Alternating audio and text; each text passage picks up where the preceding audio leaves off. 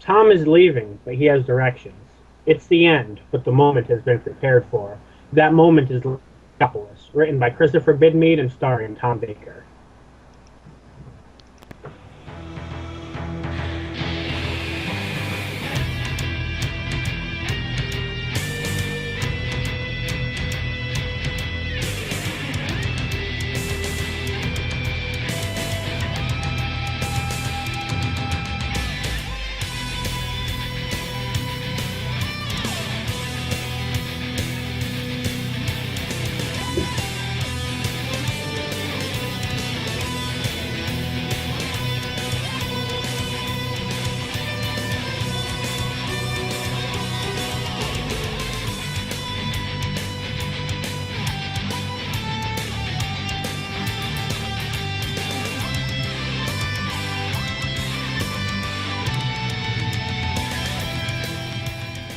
Alrighty. Welcome, everyone, to the 45th production of an Unearthly podcast, recording live on the 7th of February, 2014. They were featuring the fourth Doctor finale, Logopolis. I am the Man in Black, and with me are Mad Matt. Hello. And Ron San. Always a pleasure. And of course, if you want to follow us, you can find us on Facebook, Twitter, Twitch.tv, YouTube, and the various blogs that Matt and I own and or contribute to. And you have to actually email me if you can find me. I'm Sure. usually fanfiction.net, easy to find. Or we can direct them to you as well. Yeah. And we're very easy to find. We're quite boisterous in our little circles.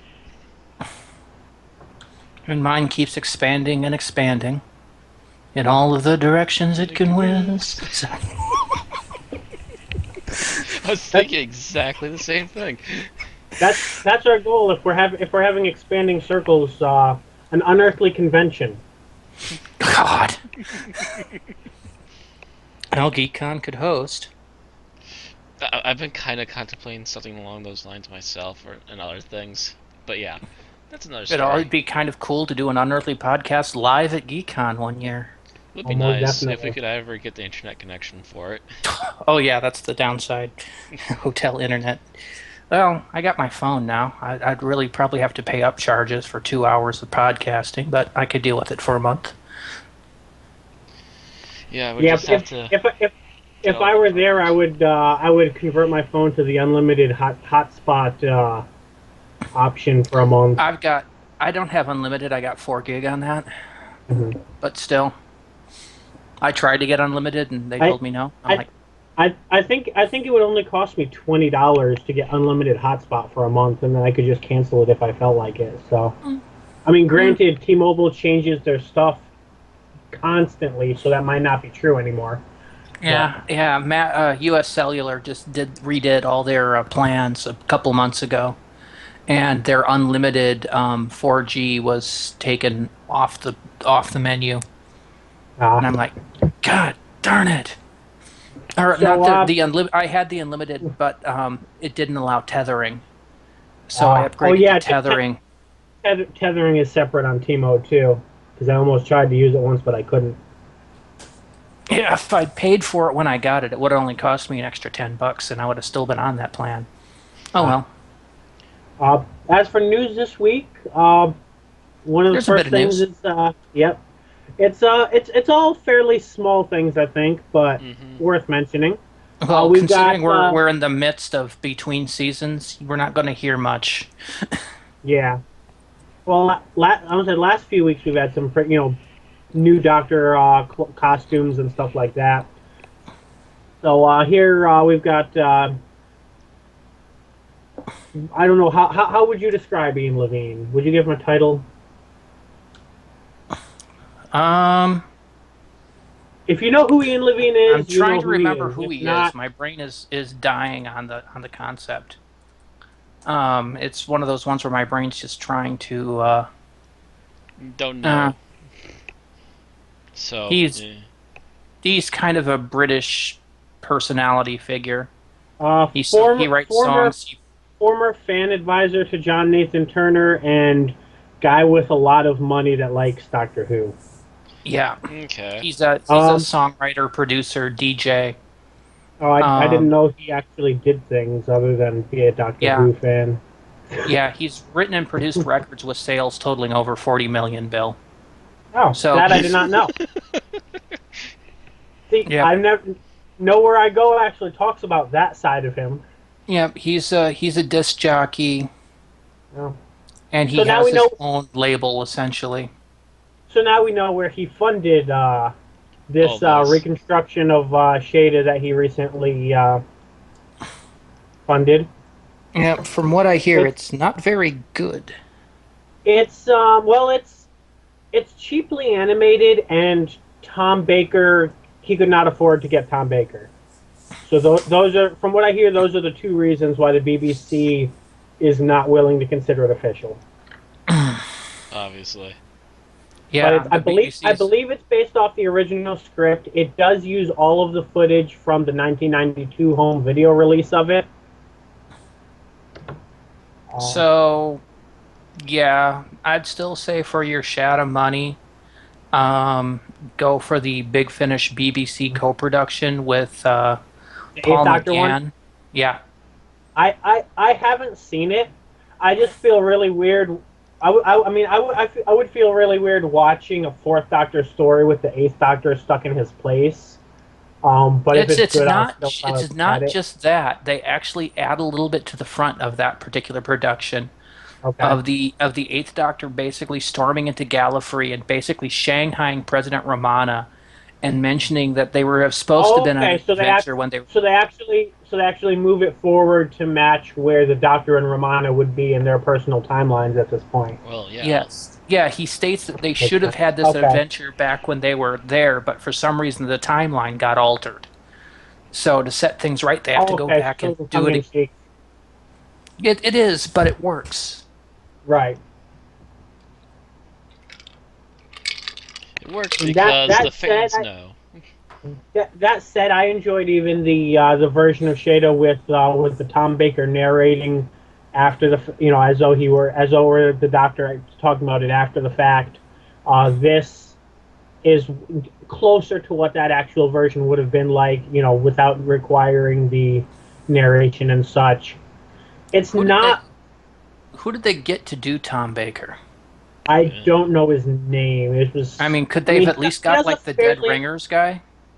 he does a fairly passable impression, but he doesn't quite pull it off. Because, yeah, if they would have gotten one of the Dead Ringers guys, then they would have had it perfectly, but. His his Yeah, his, his, there's his voice was fairly close, but the nuances he couldn't really get. Oh, the Dead Ringers guys, they get all of it. there is Should have been an easy second person to go to. If you actually watch it on Vimeo, there is a credit sequence. They used for whatever John Leeson hadn't previously recorded. I thought they got him back, but they didn't. They actually got somebody else, which is why K9 sounds really weird in a few lines, and that guy does not do a very well, great mind job. you, there was a second voice for K9 when they were doing the show Oh, too. okay. So I don't Because follow. there was a few series that were out when John Leeson I think was out with a cold or Okay. laryngitis or So something. that might have been that might have been what it was actually from then. All I know is K9 does not sound up to snuff in this video. Like I think part of it is just that Yeah. whatever audio filtering would have been done, the For BBC never went back and finished. I'm not sure. yeah, it's David Brearley in that was done in this particular serial, Okay. and he was K9's backup voice. Um, he was during the particular season that this was 1979 to 1980. Leeson was not involved with the production at all. So that's why at K9's the beginning of the season K9 has laryngitis, and then they found a new guy, and then Leeson came back gotcha. the following season. We're not sure what happened there. It's kind of sad that Leeson's not here because Shanna is a very big canine. It's a very canine heavy episode. Canine has a good amount of dialogue, and having Leeson around really would have improved it. Yeah, it would have been nice. I think the Big Finish one had Leeson redo all the canine Okay. voices. Now think that all said, since this is free to watch on Vimeo, if you want to burn 2 hours and you're a fan of Douglas Adams or the Fourth Doctor, there's really no reason not to check it out. I don't know if I'd pay DVD price for it, but no one's asking that as of yet, so. Yeah. So there's that thing. It's a thing. Huh. Douglas Adams did not actually like this story. No? He was content to have it remain permanently That's unseen right. in any That's form. right. I remember that. I don't remember why. He once claimed that when he had signed the contract along the 1992 release, it had been part of a pile of other papers presented to him by his agent to sign, and he wasn't fully aware of what he was agreeing to. Whoops. And yes, K9 Mark II in the Big Finish cast is John Leeson. Yeah, we know. And the Levine version has been out, I think, apparently it had been in production since 2010. Okay.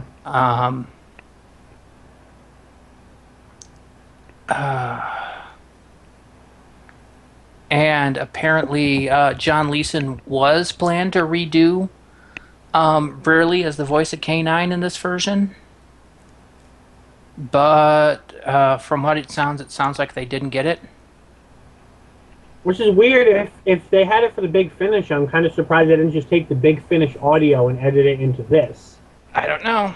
They probably had some other dialogue re-edited, though, because it probably wasn't exact. It also might have been some copyright issues there, because that as particular well, because recording you're essentially dialogue stealing audio from a audio-only thing.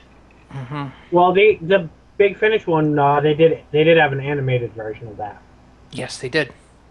It used to be on their website. That version was a co-production between Big Finish and BBC Interactive. And it had limited flash and for animation, the same that they used for their redo of their animated version of Real Time, which was a Big Finish audio that appeared on BBC's website. It was 2003, so that was around the same time that Scream of the Shalka was coming out.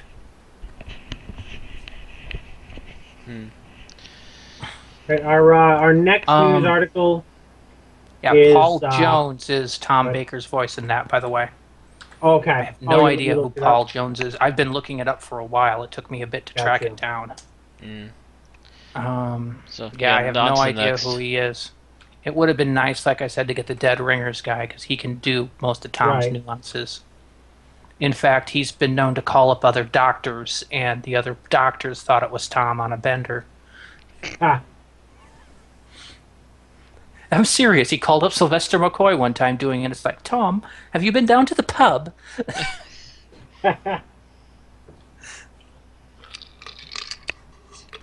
Our next bit of news is, honestly, it's more of the non-news that has been coming out ever since Time of the Doctor, which is essentially a claim from one of the directors of Series 8 that it feels more like Classic Who, which is kind of something that the Doctor Who team has been more kind or of less trying to push on everybody for the past 2 months. Yeah. So yeah, this is by the way the guy that's directing the first 2 episodes of the next series. Right. So this is the episodes that are featuring Madame Vasta, Strax, and Jenny. Yeah.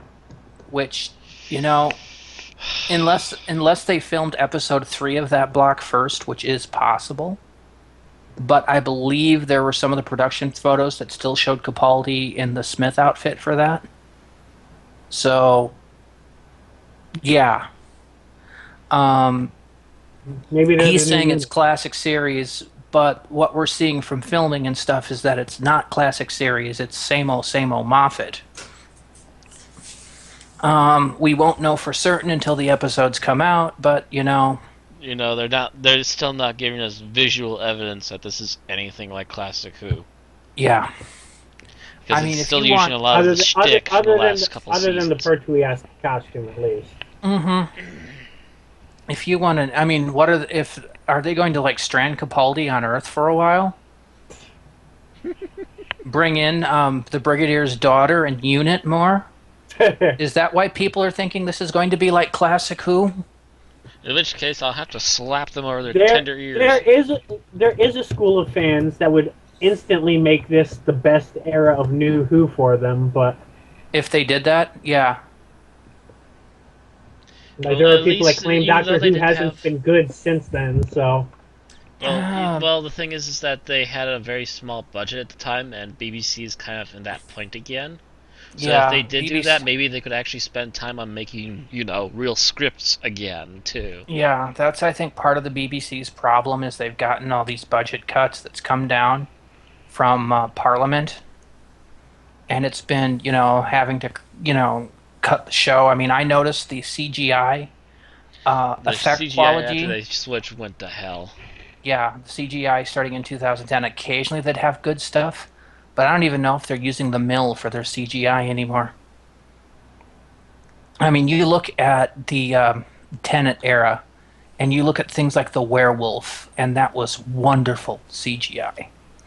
The best werewolf I'd seen in over a decade, and I still swear by this point that it's been the best one I've seen in about 2 decades now. There was still some dodgy stuff at that time. Like at School Reunion, I remember rewatching it. Some of the shots there were just... I could forgive any of the flaws in that particular episode, though, because it was a nice, tight story. That's true. Yeah, and it was coming right after Tooth and Claw, where they had the big CGI werewolf. So yeah, they had to do something a little lower budget. Not to mention, I liked some of the fake outtakes they made with the CG monsters. And the second episode of the Eccleston era, End of the World, had some great CGI and model work. But the premiere episode, Rose, had some real dodgy stuff. Mm-hmm. Right. So yeah. Like I said, it's a lot of up and downs. Just like the Jagrafest does not look all that great, whereas pretty much everything in the closing 2-parter looked brilliant. Mm-hmm. Even the Jagrafest I could forgive because it was not on screen that much to really have an effect on me. Mm-hmm. Yeah, I just think the mill overall did better work than whoever they're using now if they're not using the mill. Yeah, when you officially make CGI explosion effects that make me look like a brilliant genius with online video making, then you're doing something wrong. You're doing something dead wrong. I go for shame and flick a finger at you. Yeah, I'm suspecting that. Maybe that's what they mean. It's more like Classic Who. Maybe the effects are going to be more like Planet of the Spiders. Actually, Planet of the Spiders would be an improvement. So you say. Hey, at least it's props on a blue screen. I'm pretty sure they should be able to do blue screen better than they used to, not by now. Oh yeah, that's if New Who has mastered something, it's definitely green screen technology. Mm-hmm. Mm-hmm. Yeah, they're using more. They're using more advanced techniques than the old chroma key. That's for sure. They're using more digital versions that are a lot easier to deal with. Because I'm pretty sure some of that filming's done on green screen. Mm-hmm. But that's not entirely the topic here. The topic is how do they mean it's going to be more like Classic Who? That's the point. They haven't said. What makes it more like Classic Who? That's the point. Vague statements to excite the classic fan base. That's the whole point. Yeah. If I took an episode in the last, 7 seasons that felt the most like Classic Who, I still have to go back to The Unquiet Dead. The Eccleston third. You're going... Okay, so you're going... That felt like a Classic Who episode when I saw it. if they're going to try to do more episodes in that vein that have that feeling, that would be good. Right. The slightly more cerebral, um, it would be, quieter, not as much just running down corridor. Well, there's always going to be running down corridors. It's Doctor Who, but less camp. And more Classic Who. What era of Classic Who? You've Yeah, got that's 60s Classic Who, you've got 70s Classic Who, and you've got 80s Classic Who, which was well. camped up to hell. They've been trying to make a point that the 12th Doctor is 100% Rebel Time Lord. Maybe they'll make it more like Trial of a Time Lord. No, I throw down my microphone in disgust and walk away. that would just go to prove that Stephen Moffat is the John Nathan Turner of the era. And that we really need to get rid of him pronto and try and save this freaking thing. Before it goes crashing in a fiery pit down into the bowels of hell. Yeah. Because, there's some people that are already talking that this is going to be the 8th series of Doctor Who, and that's pretty much unprecedented these days on television. You don't they better have pull out some stops anything other than reality TV that goes for, more than 7 series anymore. Mm-hmm. I mean, Smallville went for like 10, didn't it? Something like And that. people thought that was pushing it. Most of the Star Treks, save Enterprise, had seven seasons. Well, since this is Doctor Who and it can compare against children's shows, we can say Power Rangers is on. I don't know if it's actually season 21, but they're calling it that at times. It's 21 years at least. Yeah, it's 21 years, but if you take a look at the original source they pull from, technically it's a crap load of different shows. Super Sentai is something like. Well, it's one show, but it's a genre it's something that actually gets recreated. Like Super Sentai is a single series, even though not each that series I was aware within of. it is separate. No, it is a single series, Randy. Really? Yeah, it's Yes. one intellectual property. It is Oh. one intellectual property that's an ongoing series, and they also do I tons of thought crossovers. it was like Ultraman, where it was, technically separate shows. Ultraman is technically It an is and ongoing it series. Yes, but Ultra 7 and Ultraman are 2 separate shows, but they're part of the same universe. That's what we're saying, is that it's part of the same universe. It's an ongoing like- thing. Right. There's actually a linearity Like- to it. Yeah, like, I know, but as far as production, it's considered a different show. Like Zyuranger and Kyoryuger are still considered part of a single series, even though they're also separate series within it. Yeah. I'm not saying that they're not part of the same linear continuity. I'm just saying that they're considered different productions. As far as, when Sort of. recast, they Again, basically hire. it's really hard to how to put it, because even anime, when it's the same show, tends to change its name frequently.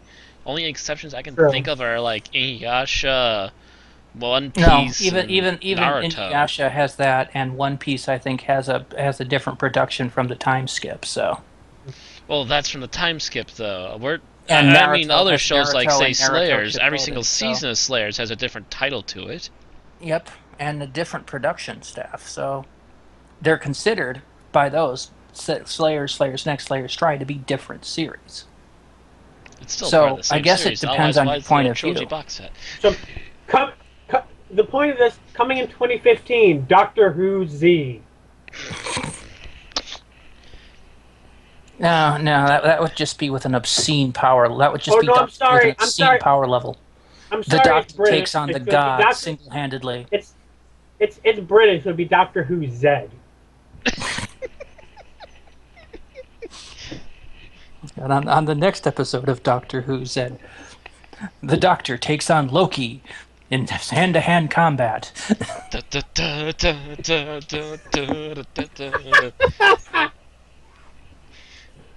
You know, we really can't stay on one topic with the news today. No, we No. can't. So moving on to the next article. I'm blaming my we lack could of go on sleep. another 5-minute long tangent. So, the perfect news for an ADD crew Doctor Who toys.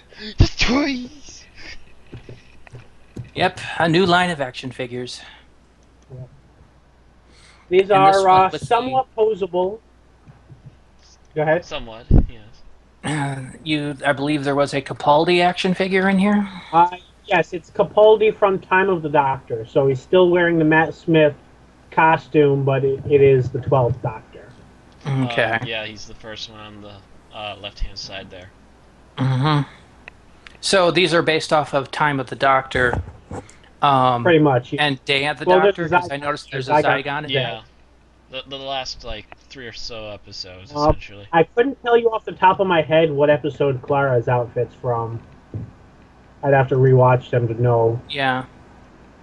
Well, technically that outfit may be a hologram, and the figure might actually be naked there. Just to drive Bill crazy. That for was kids. my point.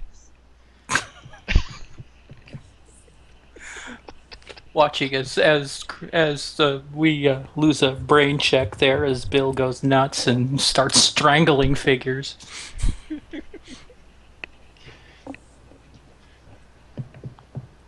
When did we see the gold Dalek with the black head?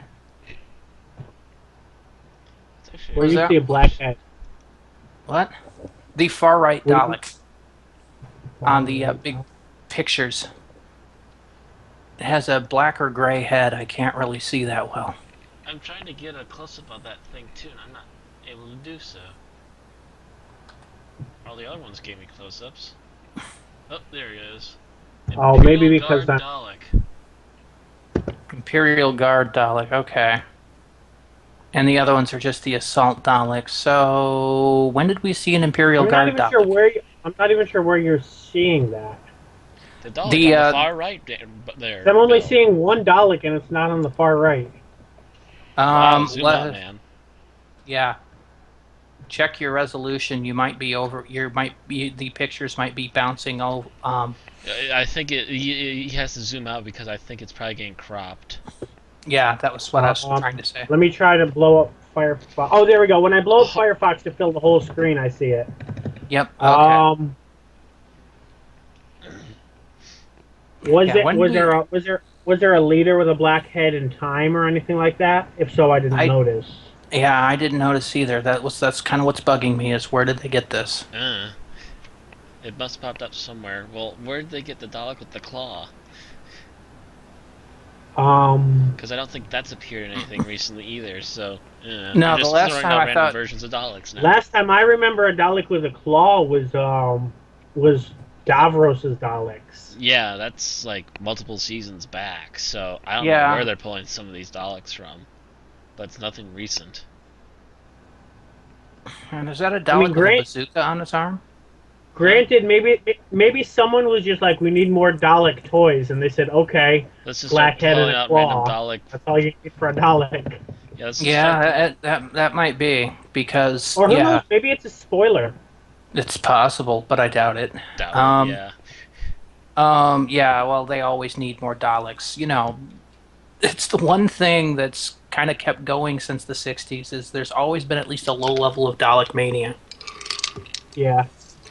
So yeah, I'm not entirely surprised that they're trying to find any excuse to make new Daleks, but yeah, they're just kind of pulling them out of nowhere now. Anywho, moving on. You'll notice, though, that What's-Her-Face, the leader of the cathedral, didn't get her on figure. Bite me. Anywho. So let's see, some random minor stuff that we pulled from DoctorWhoNews.net, which has its own sources. We have Colin Baker.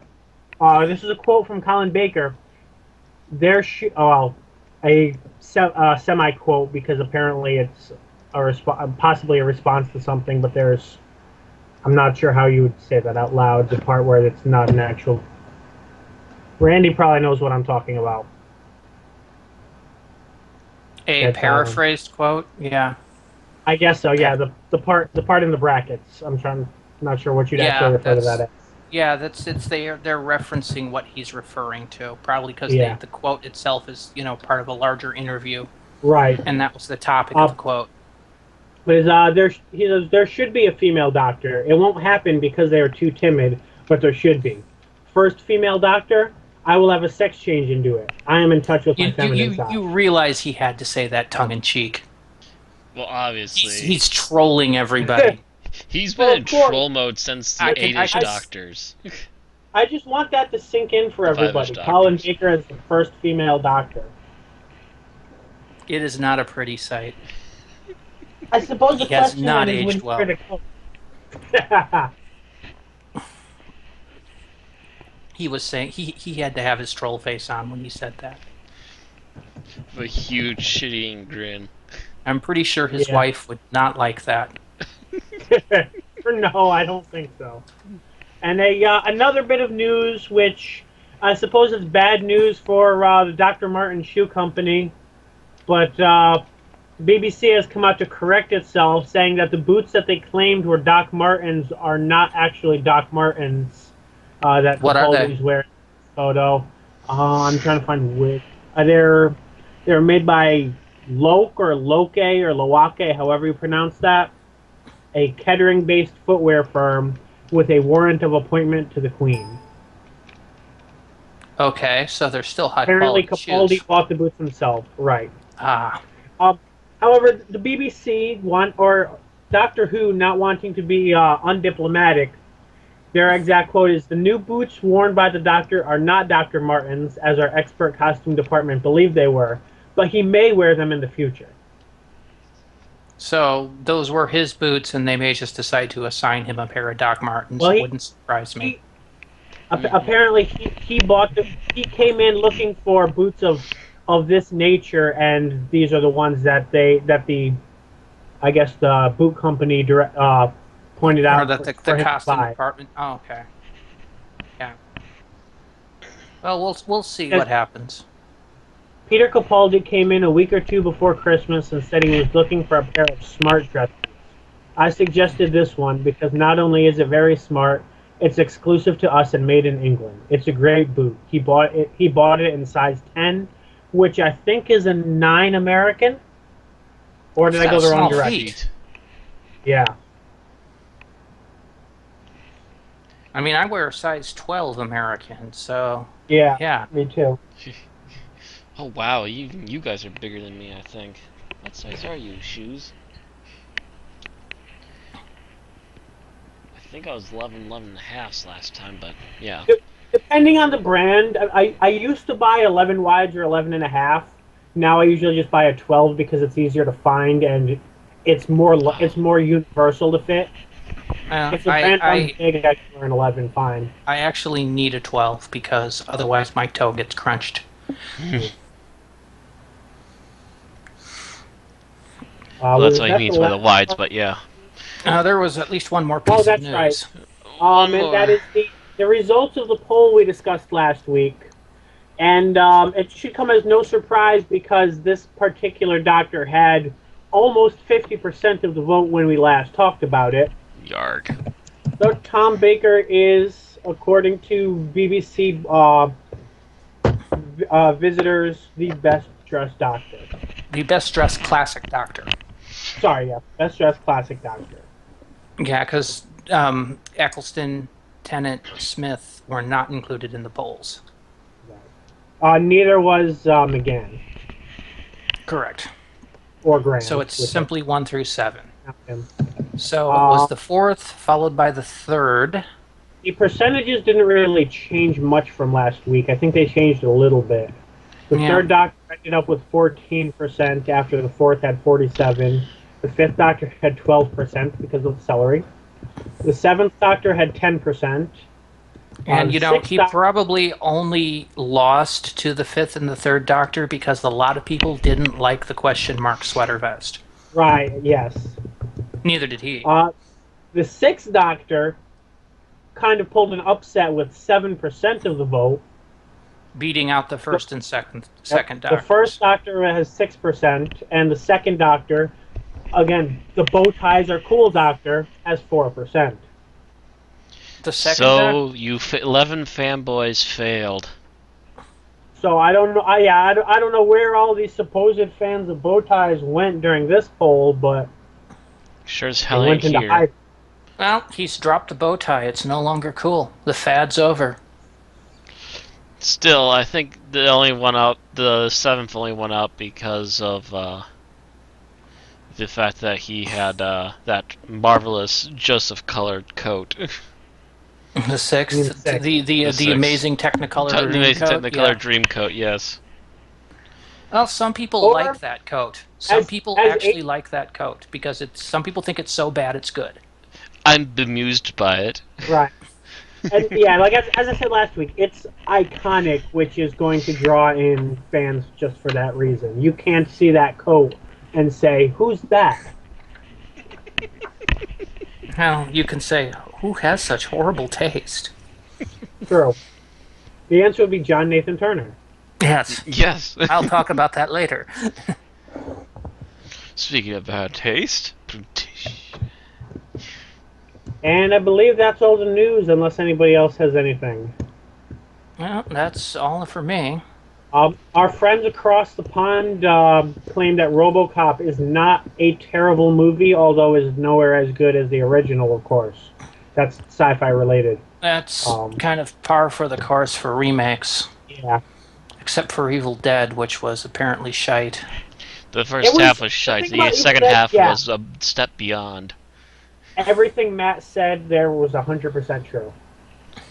I have not seen it myself. I just know diehard Evil Dead fans who have seen it and said the same thing back to me. Now, I'm like, that said, okay. If you watch the Evil Dead for the horror, I think I'd prefer the new one.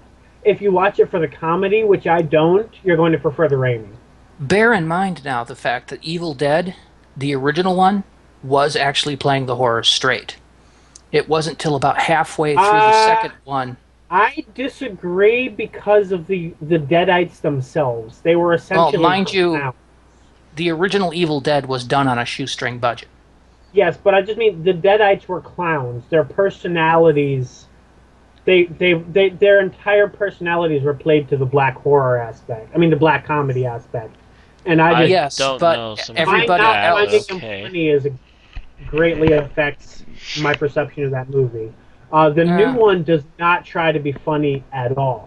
It's just straight out body horror. Yeah, but the reactions of everybody else to the Deadites. It was usually played straight. And then there's basically a point in Evil Dead 2 where I think Bruce Campbell basically went to where Raimi and went, "This isn't working. Let's just go for it." Oh, by the way, speaking of which, I also just found out today that apparently they're making Army of Darkness 2. Actually, no, I don't know for sure that they're making it, but Bruce Campbell has actually said he's willing to do it again. Oh, well, he has been saying that for a while. Well, it's only a matter of time before Sam finally goes, you know what, yeah, let's do it.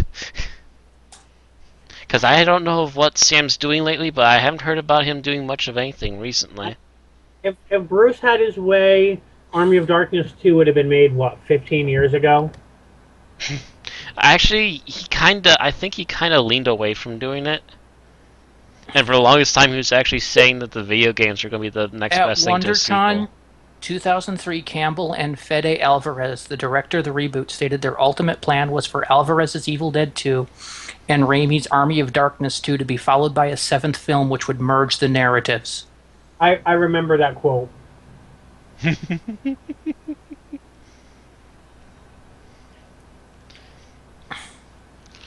Although he later took it back. Now, he said he was going to come out with a sequel, and then later he said, "No, I'm not going to." Personally, I feel the Freddy vs. Jason vs. Ash comic, original movie script that became a comic is the best sequel to that movie. Yeah, I think Bruce is getting a little old for it. You say that, and then I could easily point you to Machete, where a 60-year-old played a action hero and did really well. I'm just saying it in general, because it's the same problem when they were talking about making a third Escape From movie. John Carpenter, they were going to make Escape from Earth, but they were going to make it animated. so that Kurt Russell could just do the voice. Instead, I think they've decided to reboot the series, but still. Haven't they had enough bad reboots? Come on, Hollywood. Get your head out of your backside. There's no such thing as enough bad reboots. Yeah, look at how many times Miracle on 34th Street has been redone. Oh, Look how many God. times A Christmas Carol has been redone. Now, mind you, some of the redos of A Christmas Carol are better than the original, but that's my opinion. True. Go Some of Patrick them. Stewart. I think the Muppet one is probably the most celebrated of the bunch. One of the more celebrated, yes. I'm not big on the Muppet Christmas Carol personally. I like I like the one that was done by Patrick Stewart back in the like mid '90s. Of the 10 movies that I was forced to watch every December growing up, that was probably the only one that did not grow old to me. Mhm. Well, Yeah. the other Granted, ones. that channel that played the Christmas Story on a 24-hour loop, that got old really quick. That's TBS, and yes, it did. And it still does. That was And then I discovered that other Christmas movie made by that director, and I like it so much more. the thing is, prior to them doing that, A Christmas Story was a annual Christmas movie that my family watched. We watched it once during the Christmas season, and then it was put away for a year. Since TBS started showing it for 20 hours straight, we have never watched that movie. My parents still watch that movie. I just kind of groan and go, I'd rather find a VCR and make the tape work. Because I don't want to sit through commercials. And you know why they started that, don't you? Because it became... because prior to that, they were showing It's a Wonderful Life repeatedly ad nauseum. Because It's a Wonderful Life was public domain for a short period of time. Yep, and then somebody Or snatched I don't know up the how rights. short, but for a certain period of time. Yeah, then somebody snatched up the rights and made it pay for, and then they went to A Christmas Story because it was cheap. Right. Now, if they Or no, played I think And Turner, this has absolutely what to do with Turner Doctor bought Who? the rights and did it. Yeah, it's tangent. if they had played Black Christmas on a 24-hour loop, on the other hand, that would probably have been glued to the TV. The horror aficionados. Hello! Okay, so Anyway, who wants to summarize Logopolis? yeah. I did last week, so one of you guys do it. I am far too tired to do a summary. I think Bill would probably be easily confused, wouldn't you? I think there are certain places where even you were confused. I'm not that confused, although summarizing in a linear manner is a weakness of mine. But I'm certainly willing to. I think it's my turn. So, I guess I'll give it a try then. Okay. So, we start off the story on the TARDIS already in proper movement. The Doctor is wandering off around the TARDIS looking at some things. He's in a room full of vines, and I think some of the interior in the particular room is actually falling apart. Mm-hmm. He's in there. This is also after the aftermath of the previous episode where we just found out the Master has returned again and is possibly still out there. Also, we just bumped into on this planet Trark, and we also bumped into Nissa, who will become a companion shortly in this particular story. The Doctor is wandering about, kind of. He seems really dazed in particular because there's been so much going on, in particular with this season. He's the kind last of couple in episodes. a melancholy, But, almost in a fugue state, but not quite. He just seems to be rambling to himself a bit, and it's taking Adric a little bit to More try and than- keep up. More than usual rambling, you mean? Yeah, he seems to be less carefree rambling and more I'm kind of concerned rambling. He's in a funk.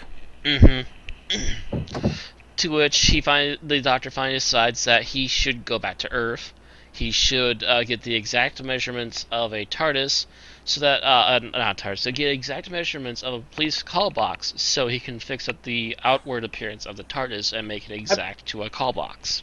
because I he feel it's thinks it kind might of be slightly important. off. I feel it's kind of important to note that he mentions that idea after about 5 minutes of talking about whether or not they should go back to Gallifrey and explain what happened to Romano. Yeah, there's that too. Romana, I think that was it 2 or 3 stories ago. It Had was two Two. left. stories ago because it was Warrior's Gate, which is where Romana and K9 left, Keeper Hmm. of Traken, and then this one. So yeah, it would have been 2 stories ago. Romana left, and that probably already put a funk on the Doctor's mood because Oh they were yeah, quite the companionship there. And yeah, after finding out the Master, one of your biggest enemies, is back, it's kind of, how can this get any worse, you know? So he decides to head off to Earth to do some meddling around, to try and then go off to Logopolis to try and get an update for the TARDIS out in exterior. yeah. He's trying to fix the chameleon circuit, which has been broken since the first serial. Um, upon finding a sign he's going to go to Earth, we meet up with this air stewardess known as Tegan. Tegan Jovanka. She is apparently about to go on her first flight as an actual air stewardess. She is being picked up by her aunt and is getting a ride to the airport. Um, on the way, zaniness ensues. It's like one problem after another with her aunt's car. First, it doesn't want to start it when it's in front of her house. She gets it started, and then a little ways away from a police public call box, the car gets a flat, and they have to stop to try and repair the flat. Upon finding out that the spare tire in her aunt's car is also flat, she tries to give the police public call box a try to see if she can get someone out there to help fix one of the flats. To which, when she tries to pick up the phone, she realizes that the door is open, and upon seeing nothing inside yet, she starts to walk through. She ends up inside the Doctor's TARDIS, but also just before she steps through, and also backtracking a little bit, the Doctor and Adric actually landed on this police call box, but as they were investigating it and doing measurements and so forth, they suddenly realized that the door to the call box suddenly opened, walked inside, and ended up inside of a different version of the TARDIS. And did so, I believe, at least twice more before ending up outside. So while the Doctor and Adric are going through this, Tegan has entered and is trying to figure out what's going on inside this police call box. Why is it so big? Why are there hallways? What's all this going on? And while she's in there, the call box that was inside of the TARDIS disappears. Actually, it disappears, replaces itself somewhere else, and bumps into Tegan yet again, and as she leaves, it actually changes shape to try and blend in with the vines that are in that particular TARDIS room again. Attempting to try and get her way out, Tegan is still running the hallways as the Doctor and Adric encounter police. When they're outside, they come to the realization that a police officer we saw earlier, as well as Tegan's aunt, have all encountered the Master and have been shrunk by his shrieking death ray, I guess you would call it. His shrink ray. Tissue compression something. Yeah. Tissue compression eliminator. There we go. Okay. Which essentially means that they're looking like dolls. But That it's has been, as soon by the as he way, sees it. a trademark of the Master since the Third Doctor era. But yeah, as I was about to say, the Fourth Doctor sees this and instantly knows who it is and what's going on, and needs to head back into TARDIS. They have to do a little diversion of the police officers and finally run back in and get away.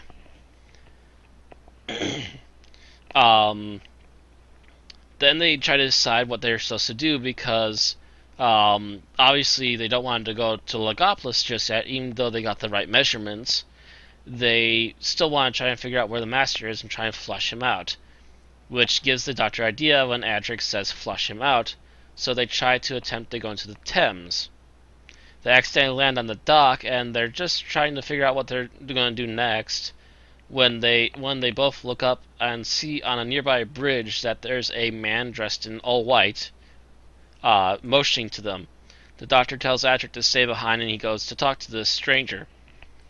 He comes back kind of looking a bit shell-shocked as he mumbles again a little bit about how the man knew something was going to happen and that there's something bad about to go on, but that in order to keep things going the way they should be, they need to head off to Logopolis. As they finally take off to hit Logopolis, Tegan finally shows herself in the main control room and starts asking who's controlling this crazy thing and to take her back. Which I do recall a comical moment where both the Doctor and Adric kind of look at each other like, huh? They do finally land on Logopolis. They start trying to get all the measurements made for the TARDIS. On Logopolis, the people there use a kind of spoken mathematical equation to help change and form matter. So, with the right pre-planned script, they can help the Doctor resize the outside of the TARDIS. They finally go through the process, find out there's also some unusual Earth buildings on Logopolis now, including a huge satellite. To which the Doctor is kind of going, there's something not quite right about this, but I'll cover it later. I gotta get things on my way first. And so they go about trying to change the outside of the TARDIS. It starts to shrink so very suddenly after everything is entered in, to which they come to the realization that something was tampered with and it has to be fixed. So while they try to help the Doctor to try and fix the TARDIS from the inside, they also have to try and find out where the weak spot is. To which the what is he called? The head guy at Logopolis.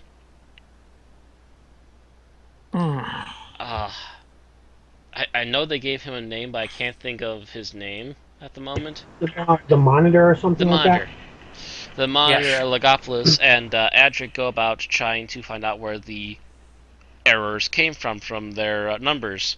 To which they found out that about I think 3 or 4 of the other Logopolis people have been shrunken now by the Master, and that it's the Master loose on Logopolis, so they have to go and find him and stop him. But they also have to make sure that the Doctor gets out of the TARDIS fine. They show the error points to the Doctor, and he was able to fix it on his own. Then is updated on as to what they have found out about what's going on, and they have to try and stop the Master. To which the Doctor is beating himself over the head, essentially going, "Oh, obviously he wasn't after me; he was after Logopolis." The Master, it turns out, also stole the body of Nissa's father. I believe Nissa was told that her father was kidnapped or killed, but they did not exactly say what had happened to him. I think Nissa. I think Nissa knew that he was missing. Missing. But the Doctor had already worked out that the Master had taken him over by the time they ran into him. I think so as well. He kind of had at least a bit of an idea as to what might have happened, but he wasn't totally sure until he would actually see it for himself. When he gets the message from Traken, he pretty much tells Adric that that's what happened. Yes. So, after a bit of running about on Logopolis, the Master finally reveals himself, and his huge plan is to try and find out what the secret of Logopolis is, and then use it to gain power over the entirety of the universe. This tends to backfire on him because what he's essentially doing is stopping the people of Logopolis actually doing their script, and why they need the big giant satellite is to try and keep the universe going. And without their script being uttered out into the universe, essentially bits and pieces of it will start to deteriorate and fall apart. And just start not existing anymore for this particular reason.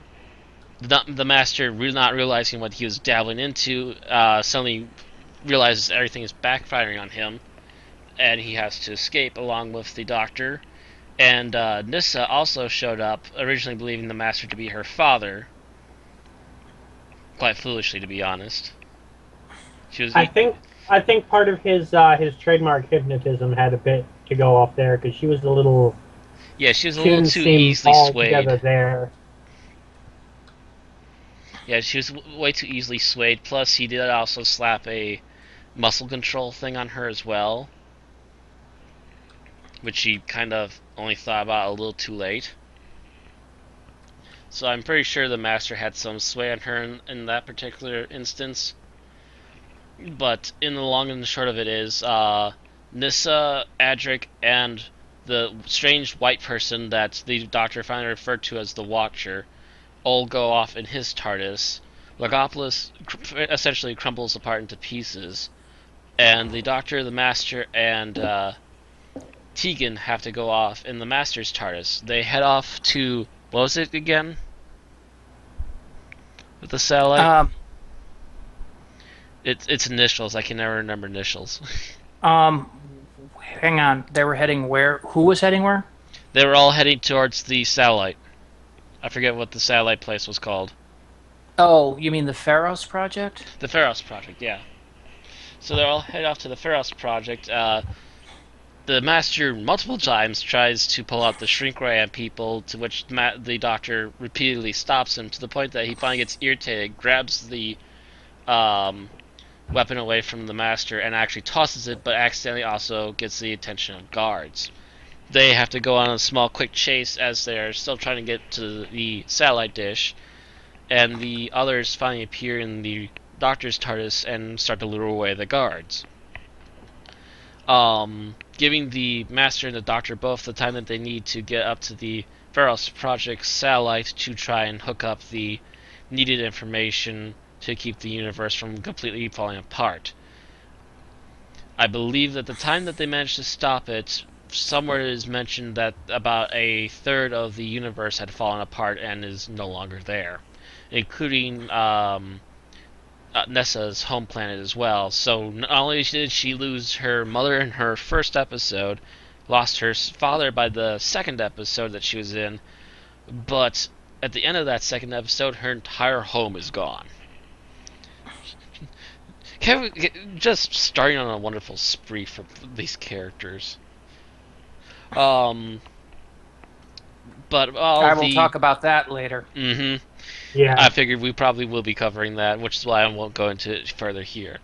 The Master and Doctor get things set up inside the satellite, but as the Doctor is putting on the final touches, the Master walks out to try and make a message saying that if you want this message completed in its entirety, you'll give me all the power to rule you all, essentially to the entire universe, in order to help them stay alive. To which the Doctor finds out about this, attempts to stop the Master's part of the message, does so, but also falls off the satellite at the same time. He does try to save himself, and almost does so, I think, at one point, but then he slips and still falls. The Master essentially makes a run for it, while the companions run up to the Doctor. The Doctor collapses on the ground, essentially states to them that he kind of knew this was going to happen, but it was already planned, and that's when the Watcher merges into the Doctor, and they realize that the Watcher was the physical manifestation of the future incarnation of the Doctor, the Fifth Doctor. And we have our transformation, and we end with the Fifth Doctor starting to sit up, I believe.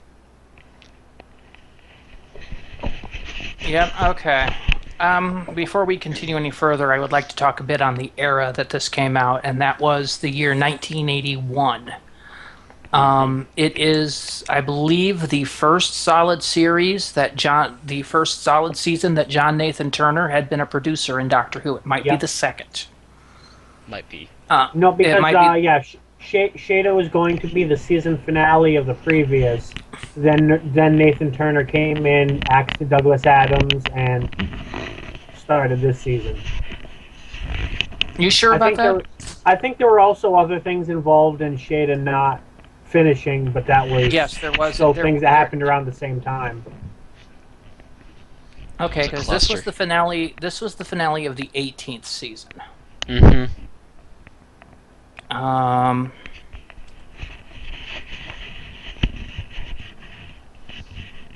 yeah, Shadow was the end of that. This season started with the Leisure Hive, which was the beginning of John Nathan Turner's takeover. This is where we start seeing Tom Baker's red outfit instead of the brown or the gray coat, and the multicolored scarf goes to various shades of, like, I don't know, it's an Maroon. off red. It's kind of like a Regular maroon. red, dark red, brownish red, and other, just like multiple Yeah. forms of red. Don't know why they wanted to have him in a purely red outfit. It was Because it okay, was but it John didn't Well, if you Nathan really notice, Turner. work. all of J&T's costumes, except for Colin Baker's, were usually shades of red and white. You have the red Yeah. question marks on the white shirt. Well, even Peter Davidson's was okay because it was largely beige. Mhm. Um, n- um, but no, it's when John Nathan Turner came in, he came in with, all these ideas and all these ideas on how, and he was somebody that had to put his mark on everything. Now the thing is, um,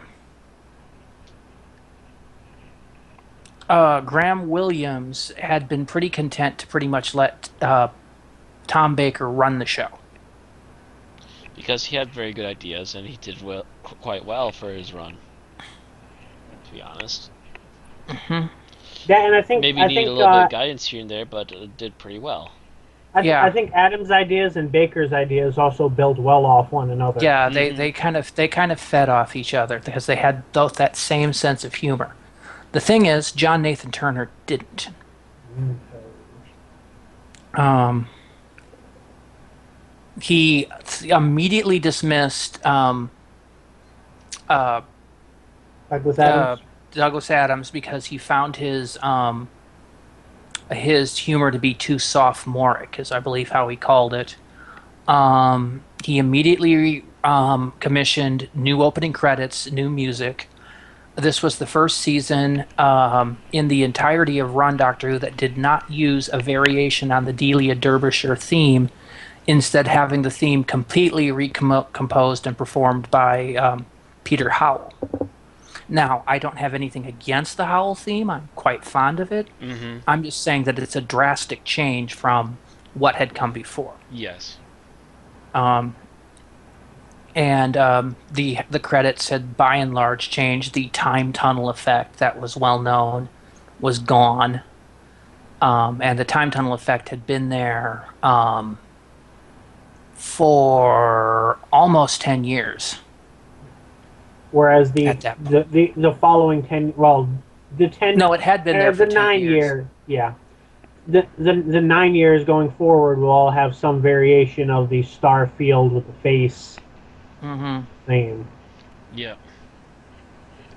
And it was, just these big drastic changes, and Tom didn't like any of it. It didn't help that at the time Tom was also dating his co-worker and companion Lala Ward, and that relationship was a bit rocky at the time. So he was under stress at home, he was under stress at work, and he was basically getting fed up. I think the straw that broke the camel's back is when he got stuck with Matthew Waterhouse, whom he didn't appreciate because of the sole purpose of he didn't have a choice. Basically, you had two prima donna personalities duking it out, and John Nathan Turner at the time had the most clout as producer. So eventually it just became, you're doing it my way or you're leaving, and Tom Baker decided to leave. At that point, I think he was pretty much was convinced there was nothing left on the show for him anyway. Lala Ward had already quit, John Leeson had left, all of his main writers had left. Bidmead, I think, was now the main script editor, while Nathan Turner was producing and working as showrunner. And I think the And following season, Sayward would become script editor, wouldn't he? Or the season after that? it was somewhere in there, yes. Bidmead, I think, was the first Fifth Doctor, and I think it was Sayward after that. So, Well, that's right. I think Sayward started with Earthshock and then became script editor after that. So, yep. But regardless, it was just he got fed up and he decided it was time to leave. Apparently, working together is what was causing the relationship at home problems because he and Lalla Ward patched things up and they got married about 6 months after he quit. That lasted about 6 months. And then they both realized they were too busy for each other and just went, I'll break Yeah. up. Might as well break up.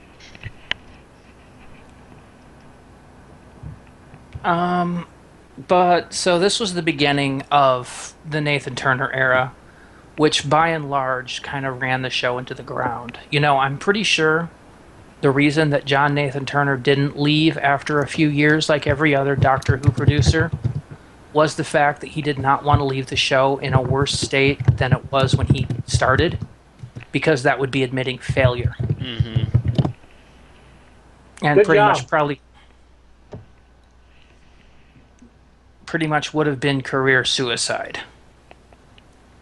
Not that staying on helps matters any at all. No, it did not. He did keep it going for 10 years, but it was not the greatest 10 years in Doctor Who history. It had its moments, All but by and definitely had its large, moments, by and large, it was pretty bad. right. Especially by the end. yep. Oh, you're saying the Actually, end of... I think actually the last season was probably the strongest season they had in about 3 years, but still, that doesn't make up for everything else. Yeah. And BBC executives who wanted And to get rid of the it's- show, period. And it's not entirely his fault. You blame some of it on Michael Grade, you blame some of it on this person, that person, but still he was in charge of hiring this person and that person. So, Oh, and since we've discussed this in the past, and since it's kind of relevant, I just looked up now what year Tom Baker and Lalla Ward did those Prime Computer commercials as the Doctor and Romana, in which Tom proposed to, the Doctor proposed to Romana. It was 1980. So Okay, it was, so it, So was it was probably during her last year it was on the show. probably in between seasons. In between it was probably before her last full season and his last full season. yeah. So it was probably and I don't know if she left because she was pressed or if she was actually canned by John Nathan Turner. I would 'Cause almost that would've- expect John that- Nathan, to be honest, but we don't know for sure. Yeah, because if J&T canned her, that would have been even further hostility on Tom Baker's part. Oh, yeah. That would have really been the camel. That Yeah, literally it would have was- broken the camel right there.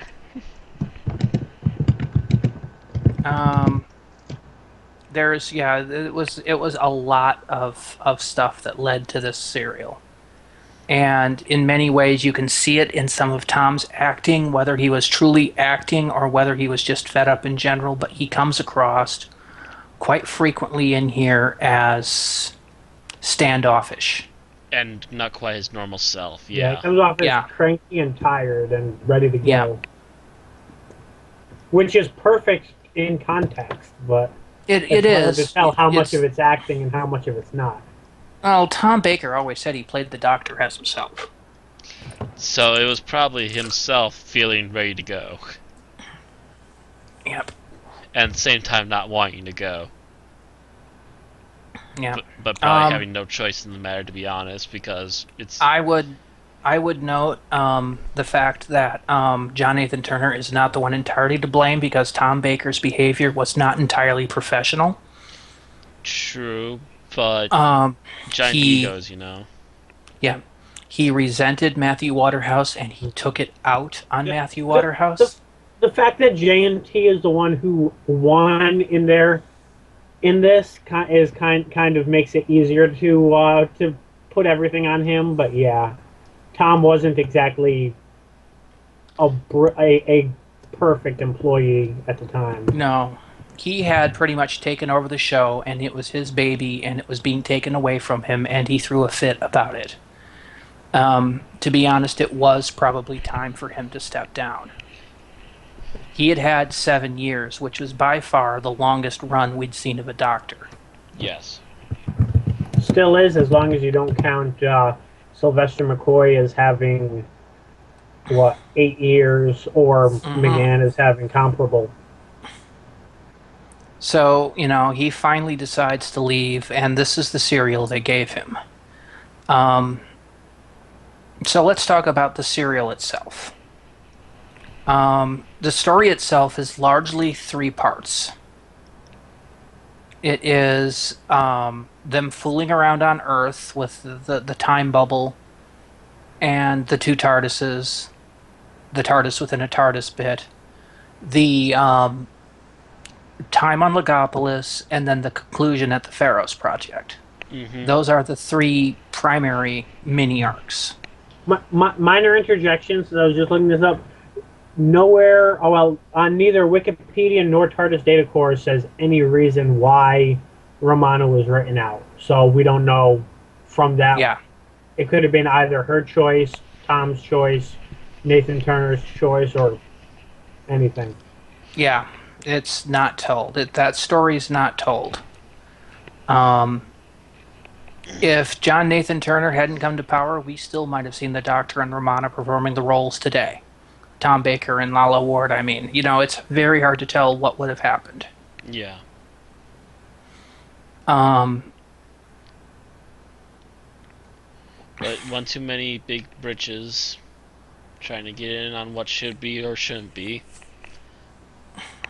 And then the thunder rolls. Yep. It just turned into a whole big hot mess, and a lot of the people involved decided, you know what, it's just better to walk away. Probably. Yep. And after this, he pretty much turned around and played Sherlock Holmes, ironically enough. Yep. In the BBC version of The Hound of the Baskervilles, which he played Sherlock Holmes like he was Doctor Who. It was kind of an echo for what we see today with Sherlock. Mm-hmm. And what has Tom been doing these days? He's been doing audio adventures recently. And while we're saying that, it's been mentioned on Facebook that the original author of Sherlock Holmes was kind enough to name the street on which he lived after Tom Baker. Yeah. Wah, wah, wah. Yeah. I'm sure there might be a little bit of time slippage there. Just a little. Well, of course, there's a little bit of time slippage. He probably was best friends with J.R.R. Tolkien, who has a time machine, as everyone knows. Anyway, like I said, H.G. Wells. Like I said, this serial was pretty much put into 3 major chunks, spread over 4 episodes. So I was going to suggest that we tackle each chunk individually. Okay. So then the first chunk would be the on-Earth stuff, trying to get the measurements for the TARDIS and the craziness that ensues there. Yes. I think we should talk about the metaphor we had kind of hashed this into during our pre-streaming chat. Metaphor? Oh, yes, the Doctor's feeling. We were talking about how Tom Baker was acting in this. And my initial thought was, he's acting like a boyfriend whose girlfriend walked out on him. Oh, yes. And then Bill adds the collation that he's acting like a boyfriend whose girlfriend walked out on him and is then confronted with the prospect of explaining this to her parents, who already hate him. Oh, yeah, and she's acting on her own accord and ran off, and she has to explain this to the parents who already hate his guts, and also, while in the meantime, is trapped with her kid brother, and wants to spend time fixing up the car. Yeah, basically, plus she took the dog. And she took the dog. And he's stuck with the kid brother, because kind of the thing about Adric is he kind of lost everybody important to him when he showed up. So he basically took on the Doctor and Romana as kind of his foster family. Pretty much. And then It's a Romana disturbing leaves. trend with the companions in this serial. They're all pretty much in that situation. Now, yeah, Adric has it especially worse because the rest of his Except, yeah, he people, can't access his universe. He can't yeah, easily are get in to a his completely universe. different. His people are all a bunch of But monsters. by the end of Logopolis, Nissa's almost in the same place. She can't access any of her people either, ever. Mm-hmm. They're Yeah, gone. this is like the age of Wooby companions. Oh yeah, and Tegan lost her aunt. I don't know And what happened to her parents, but I would assume her parents aren't involved in anything anymore I, and I as I'm of s- I'm this point in her seriously, you want to life. sit these kids down, give them a cup of soup and a hug. it's like, That's and we know, exactly what Juwaria would do. and we know that Tegan's about to have one of the worst runs of any companion Oh ever. God, yeah. She needs a bear hug. She's basically the emotional butt monkey for the next 2 years, and it starts in this episode. I mean, okay, she's all excited and nervous because she's about to start her career as an air hostess. First, the car won't start. Well, she fixes that out really quickly. Then it blows a tire. She spends all the time prepping the tire to be replaced to discover that The spare the is other broken. tire's also flat. While she goes to make a phone call, she gets lost in the TARDIS. Shortly thereafter, her aunt is murdered. Pretty much the minute she turns her back, the master comes out and murders her aunt. Yeah. Pretty much. She gets lost for an ungodly amount of time at the TARDIS, and by the time she finds her way back to the control room, they're already on their way to another planet. And demanding to know what on Earth was going on. So she basically gets involved in this huge, massive storyline with no prep work, no idea what's going on. She is completely out of her element for pretty much the entirety of this episode. Oh, and I believe also in the last episode, it's the Doctor finally has to break it to her that her aunt is dead. Yeah. And Yeah. matter of fact, he even gives off a tent line, but we'll go back to that. Yeah, she's just, full of shock and trauma. Adric, of course, is feeling the loss of Romana. He made a friend on the next world that they had to leave behind, so he's feeling a little, Ennui. yeah, the doctor's acting all pissy. And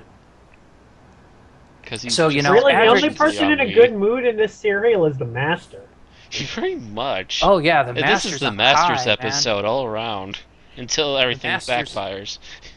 even then, he's on a high. It's just like, okay, that didn't work. Yeah. What do we do? Because all right, we'll agree to he- save the world. Yeah.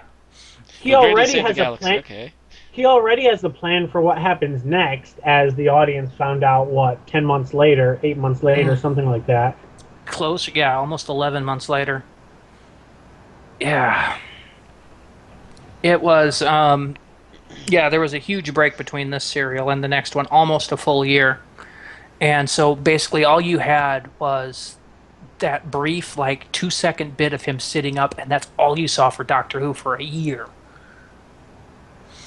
And you think we had it bad. Yeah, and you think we have it bad because we have to wait for 9 months. We got at least a good minute and a half of dialogue out of that. And this is also after the 7-year Doctor, so an entire generation that grew up with Tom Baker as the Doctor just saw their first regeneration ever, and then wait 11 months for the next episode. Mm-hmm.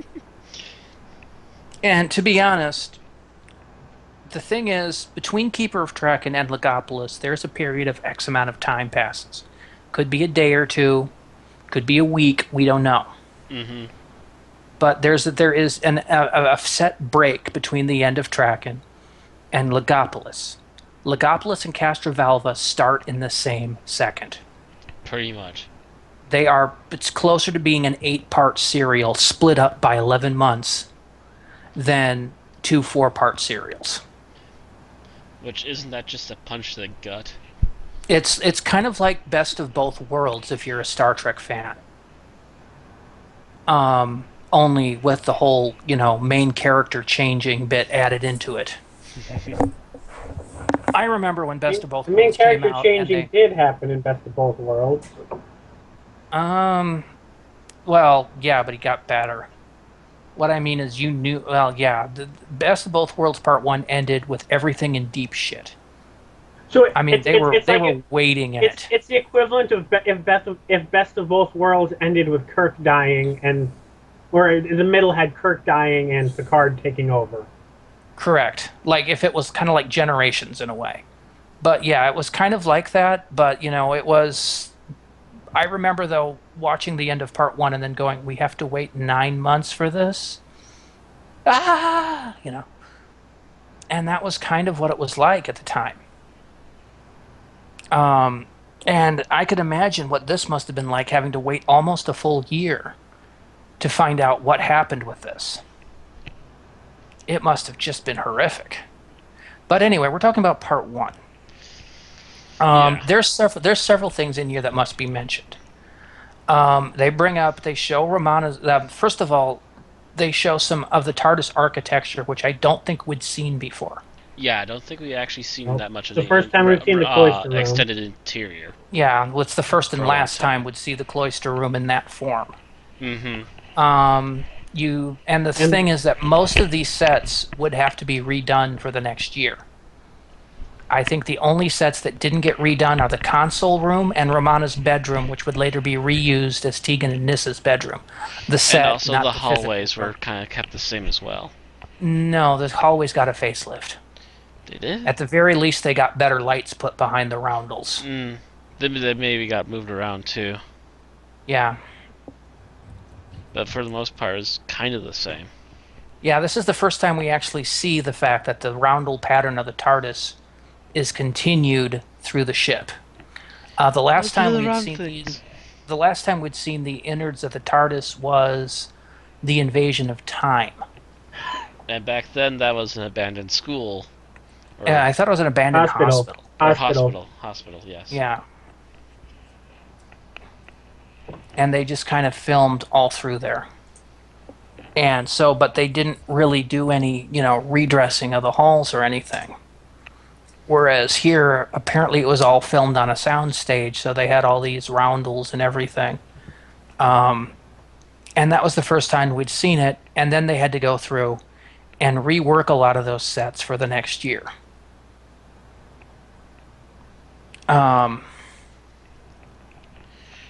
Trying to think of anything else to mention. This, we actually do at the very end of this, Oh. more or less, finally meet the Watcher.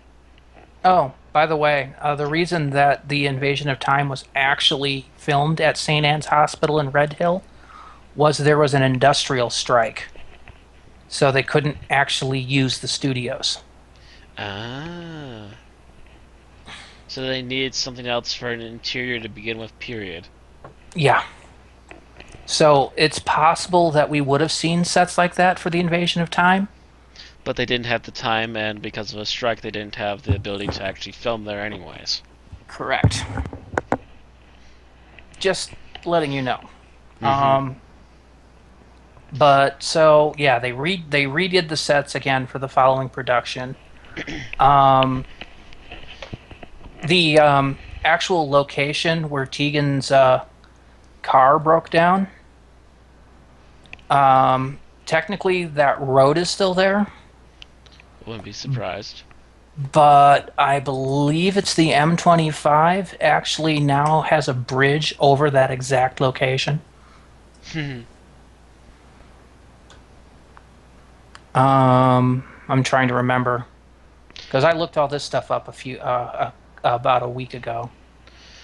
Yes, the M25. It's the actual location that's seen there. The lay-by is the southbound side of the A413, Amersham Road, Denham, near Garrett's Cross. The lay-by is still actually there, but the M25 now bridges the road right where the scene was filmed. They better have called that like the Vanessa Bridge or something. The anti-Vanessa Bridge. If I was there, that's what I would have named it. So yeah, all that countryside is now an overpass. Or called it the Logopolis. Yes. The Jovanka Bridge. Yeah, here we go. The Jovanka Freeway. the Jovanka overpass, the Jovanka exchange or something. So this must have been filmed before the M25 came in, quite possibly. Quite possibly by a couple of years, yeah. Must have. We didn't see any construction near there. Or it must have the construction of it started in the 70s and was completed in 86, so it just hadn't reached there yet. Yeah, it hadn't reached that particular point where it was in But so camera. yeah, all of that stuff's not quite there anymore. I wonder if the police public call box is still there. I'm pretty sure it wasn't there To begin with. to begin with. I'm pretty sure I'm that was. surprised he found one in 1981. They're still around. They're There's still some, around, not but as many, but they're still They're around. not that. Yeah, exactly. Yeah, I'm pretty I'm sure not they're that still common. around to this day, but they're definitely not as frequent as they used to be. Oh yeah, there are It- still a it- few police call boxes around. A He lot of them are he must have had a reissues. really good copy of Google Maps for the 1981 version. Yeah, well, that's something I actually wanted to address. Is how the hell the master, okay, I could see where he could have deduced where he would go to England and try to fix the chameleon circuit as a way to hide from the master. How did the master know he was going to go to that exact police box? There was maybe a dozen left in England at the time, most of them in the north. Maybe he visited them all for a couple hours at that particular point and went, okay, here's the last one, and bingo. But yeah, it is a little bit of a stretch. It is a little bit contrived. Maybe Sorry, because it was on that my highway. brain Because is the thrown master, out. My the brain is master thrown out got there because you said most first. of them are. Why My not? brain is thrown out because I was trying to come up with a good curse of fatal death joke, but then you said most of them are in the north, so half of my brain wanted to say many planets have a north at the same time, and it just went two different directions at once and broke. I overloaded Bill's brain. Bonus. But my guess would be that it might be a more popular one because it was near a highway or a freeway or whatever they would call it in Britain.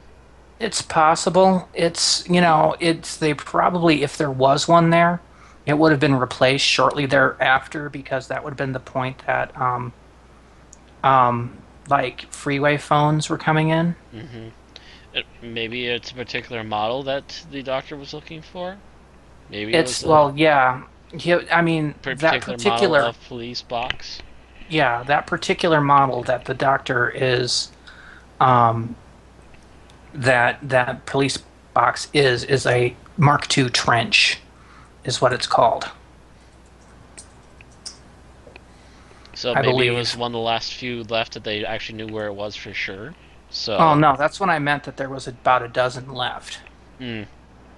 Um, Well, again, as I was saying, it might just be that it was a well-known spot or something that people would be able to It frequently might be see tied it. in. It might be tied into that whole Time Lord seeing the past, present, and future, Actually, it and might what's also tie going in. to occur and things. He might like it's have also just had this feeling that the Doctor was going to come there.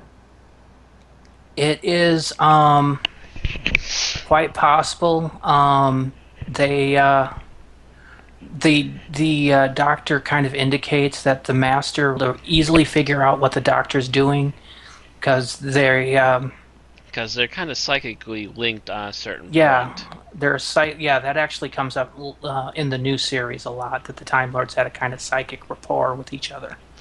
And yeah, they do mention it a few episodes into this, so maybe that is possibly how the Master could have figured it out. It's And by the way, I possible. know, we But discussed it once. we don't have any grounded for sure guarantees on why he did it. I think this was a discussion we might have had off stream, but I realized in rewatching it that I did mishear the first time I heard it. I didn't hear the "in many ways" part of that quote. In many ways, we have the same mind. You just Yeah. thought he said we have the same mind? Yeah, I thought he said we're Time Lords, we have the same mind, or something like that. Mm-hmm. No, Bill, they aren't Or like the we're Borg. Time Lords, long pause, we have the same mind. Mm-hmm. It's funny how you have that kind of collective hearing, or that conditional I guess. Yeah, Mackenzie Trench style is what it's called. The Mackenzie Trench Mark II is the But style of police box the TARDIS is. Um, so yeah, he would have had to look for one of those exact models. And of course, the irony here is the fact that the TARDISes used by the BBC are not actually built to the exact specs as a Mackenzie Trench police box. which is why the Doctor's looking to update. The original ones were too short, and then the current ones being used are actually slightly too large.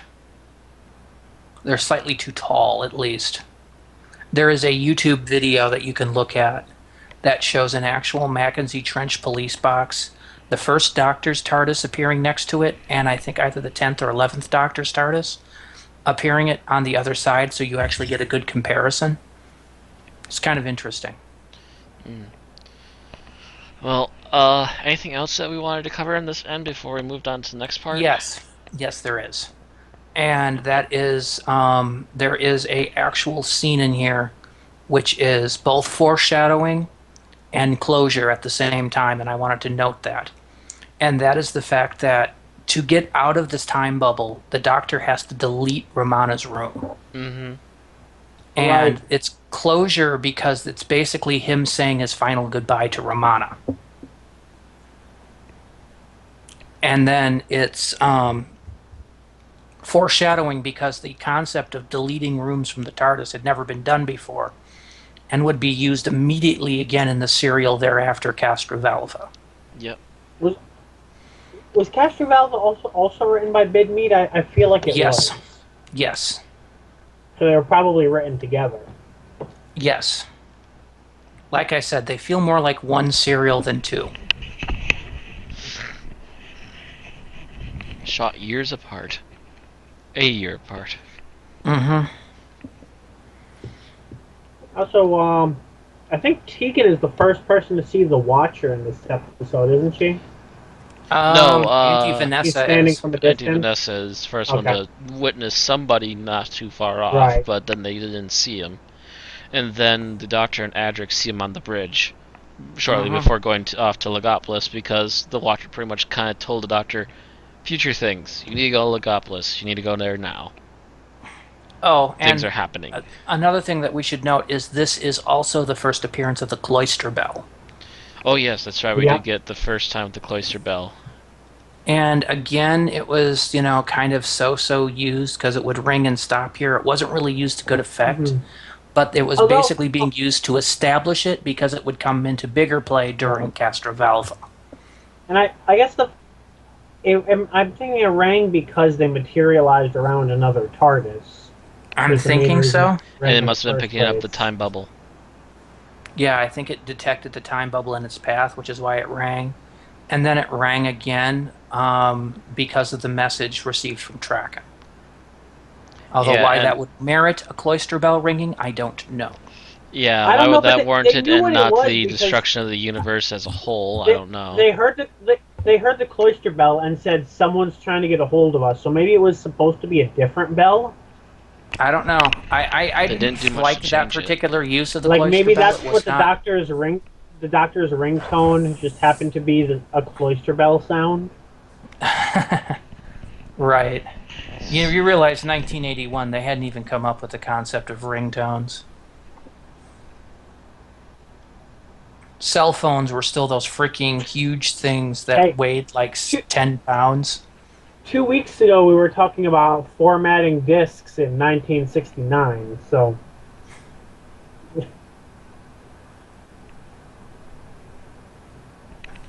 Anywho.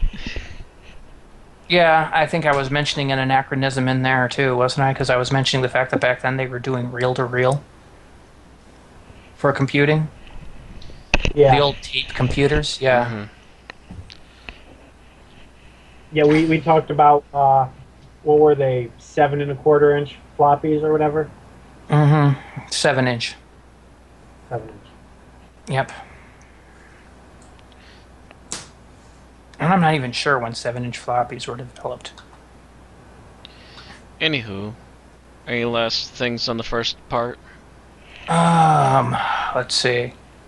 And on a random side note, if you imagine the Halloween theme playing every time you see the Watcher, it adds a whole different feel to the serial. Actually, you brought that up, you- and then I watched the episode, and actually, it sounds kind of like the Halloween theme at some It sounds points. a little bit like it.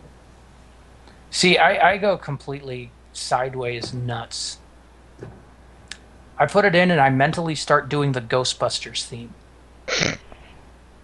And by the way, I'm completely wrong. They're 8-inch discs. Okay. I actually looked it up. So, Actually, if I was to give it Or the theme from Dark Shadows kind of works too. theme from Dark Shadows, yeah. And Bill's completely lost.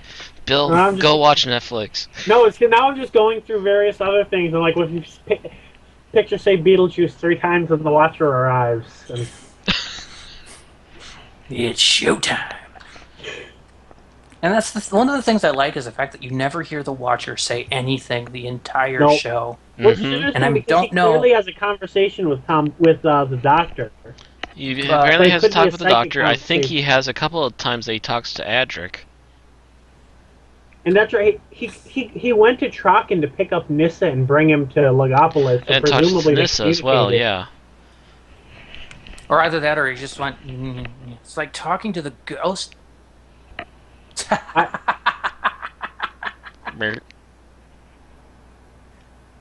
Irony. I think part of the idea where they got the Watcher not doing that is it's kind of the ghost of Christmas future. Works. Kinda. Think about it. That's kind of the way he works. Yeah. He never does. He just gestures and does that. It's pretty much standard Ghost of Christmas Future fare.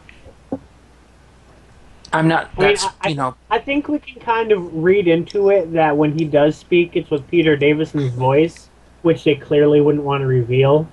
But yeah, because it's not actually the Watcher's not actually played by Davidson.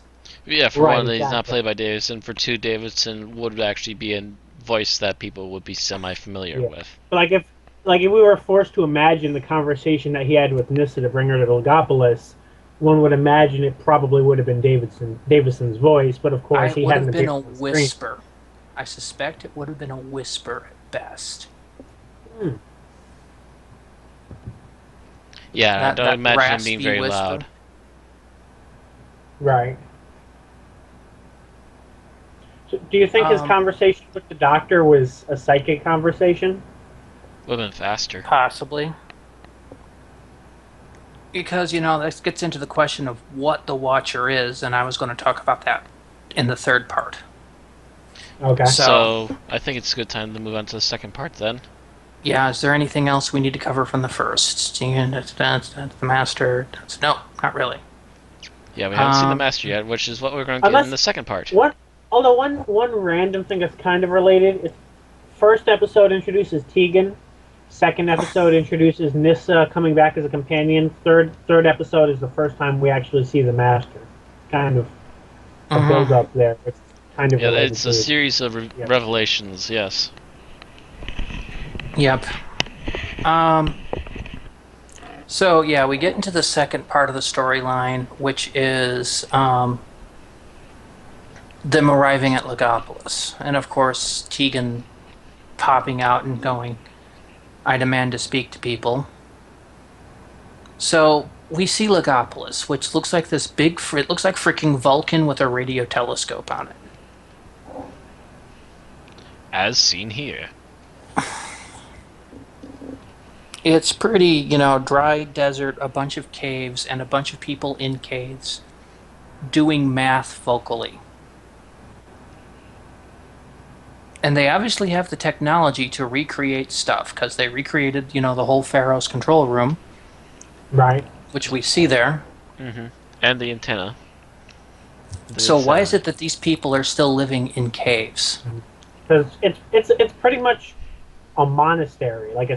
Yeah. Then why isn't it a monastery? Because they don't have any desire to make it so fancy. They don't need it to be that fancy. They only live for the numbers. You've never been to a monastery, have you, Matt? Not that I'm aware of. Only in fiction.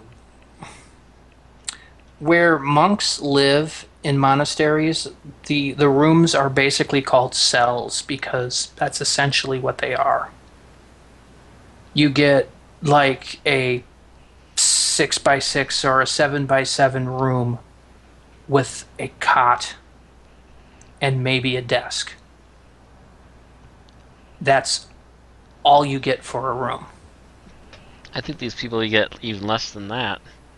Yeah, that's what I mean. It's like, you'd think the fact that anybody that would have some civilization would have the basics of housing, even But if it was basically like a stone monastery that was there. I'm just wondering if it was, Well, I mean, whose there idea are it enough was. buildings. I imagine they do each have living quarters and such.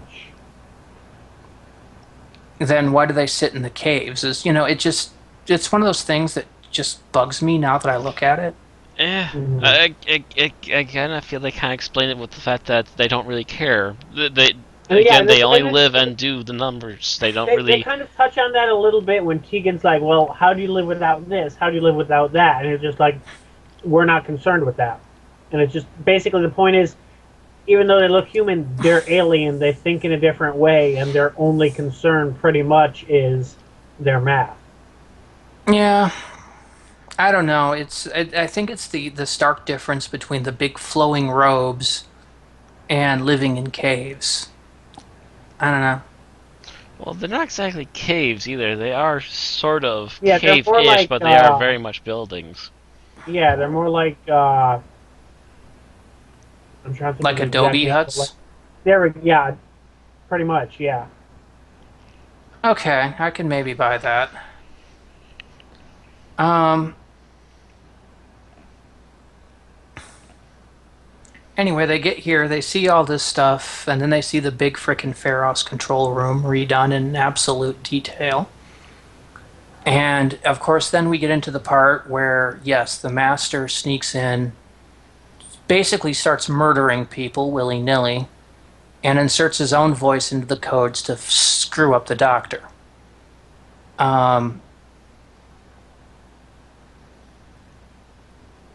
I have a little nitpick on this bit because when they're discovering the errors in the code, Adric calls out E7, the guy corrects him, it's E9, but when you're shown the corrected code, the corrected number is E7. I'm like, but that's just a nitpick. Wait, no. You mean when they're trying to show the doctor what's going on? No, okay, the first bit, yeah, when they're trying to hold up a piece of paper to the doctor, Yeah. the corrected number that's written in pen there is E7. They were showing him that there was an error, though. They didn't actually correct it that I'm aware of. They were just showing him that there was an error, and he corrected it in his own I thought they head. had crossed out certain numbers and were showing the corrected numbers. No, not that I was aware of, no. They were just showing him that there was a flaw there, and he's like, I see, and fixed it himself. I thought those numbers had been corrected. I don't know, Bill, do you remember? I saw No, it. I saw it this morning.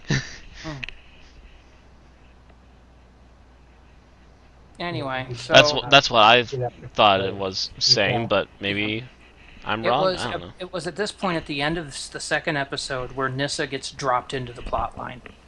Pretty much literally dropped into the plot line. Yep. The Watcher went and picked her up to drop her off in the middle of the plot. And how did he do that, I guess by the way? Well, That's another question, They because he never didn't really have it. explained. they didn't Yeah, really he had to explain, but the thing is, he's constantly following the doctor through all of this, so, Yeah, he didn't have a TARDIS. It's because later on he winds up using the TARDIS proper. Right. Yeah. So, the hell? Did he use the Master's TARDIS? Well, I don't know. for that later part, he was actually taking the companions, though, too. He was taking more than Yeah. one companion. Yeah. But it's like, how did he get Nissa there in the first place? Right. Is the question. Time jump. Hold my hand. Yeah. As long as you're touching me, time jump.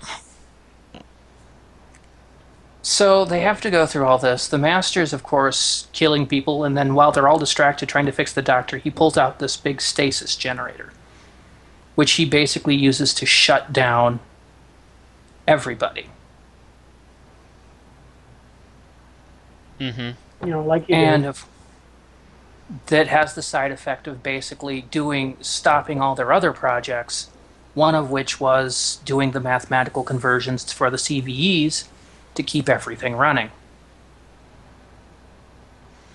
What did you think of how this particular portion of it was scripted?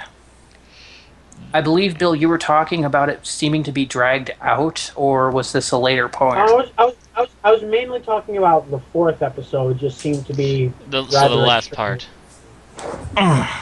So Okay. it'll be the next part. This one, Okay. it does feel a little fluffed, but it wasn't like extremely bad by any means. Yeah, because here you They had to start. fix up They had to fix up the TARDIS. The Doctor was kind of put off to the side while everyone else was trying to figure out what was going wrong. And when they found out it was the Master, a bunch of people are running around trying to find the Master, which is a bad idea. Yeah. Yeah, This is going also the looking for point. the master if you're not the Doctor usually means that you're going to become a doll. Yeah. Kind of like By the way, Icon. this particular bit is where the Doctor's back at his old self, and also at his most off character.